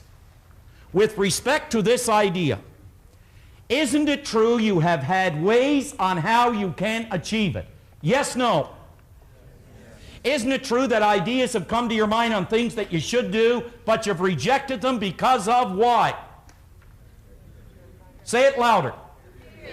Fear. Or is it old conditioning? Does the old conditioning tell you why you can't do it? Does it act as a reminder as to what went wrong the last time? Isn't it true that the last time someone told you, hey, you shouldn't do this, you failed, so you should listen to the next person again? So we've got to start using, not our old conditioning, not being deductive, we've got to start to use what? Inductive reasoning. What is inductive reasoning? Tell me. Is it just thinking? Or thinking about? Yeah, remember, now we're not talking about just mental gymnastics here. We're talking about working with the power of thought. Thinking is working with the power of thought. I don't know how many people are familiar with a place called Glace Bay, Nova Scotia. Well, that's where I come from, Glace Bay, Nova Scotia. It's not the end of the earth, but you can see it from there. And it's a little coal mining town. No, this is really a different place here. It's a little coal mining town just down Nova Scotia there. Quite a place. And I can remember my dad coming home there every day, and he had this big light on the top of a big hat to protect his head because he worked out under the sea in the coal mines. And he'd have all these old clothes on, and they'd be all dirty and black, and he just looked awful. And he'd come home and home and home and home and home and home. And a lot of people here know my dad pretty well. He used to say, it's all you got to do is work hard, and it's all you got to do is be honest, and you're going to win. Now that's only partly true. Hill said in his book, and I have to hurry this up now, Hill pointed out in his book, until, he said, we perish such foolish thoughts that working hard and being honest will bring us the desired riches. He said we'll never change the result until we learn that we must invoke, implement, become aware of. He said this power of thought, and it's only reached, he said, through the inductive factor or through the ability to think. That's what thinking is. It is working with the power of thought to improve the conditions that you presently have and not allowing yourself to become deductive to all the reasons why it can't. So let me kind of bring this in for a landing then at the bottom here. If when an idea enters your mind, and it's happening all the time at a fraction of a second, the answer to the above question is yes, then the idea is very likely good for you. Will the ideas that you have held, that enter your mind from time to time on how you can achieve a desire, The next time that idea enters your mind and you say, will this idea improve my life, you've got to act on the idea.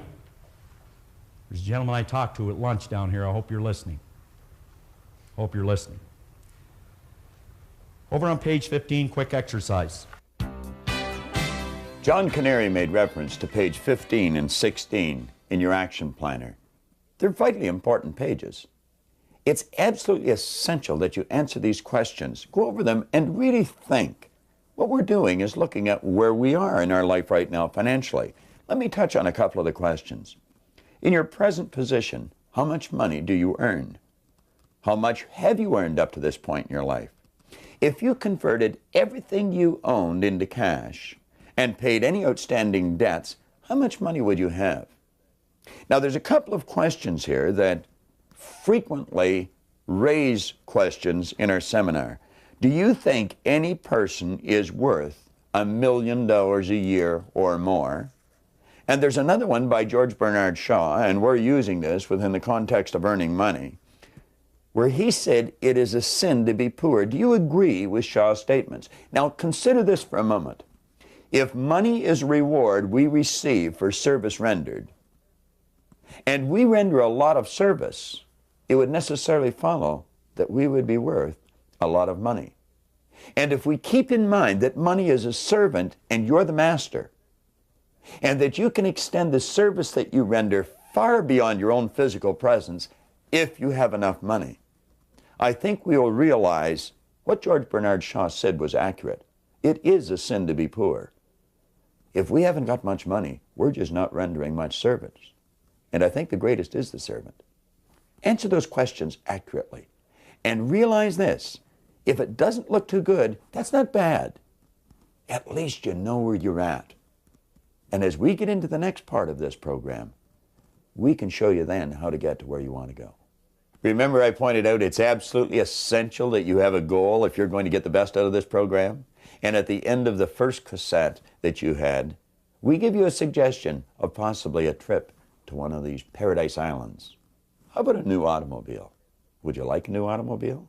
If you could have any kind of car you wanted, what would you have? Pass the torch.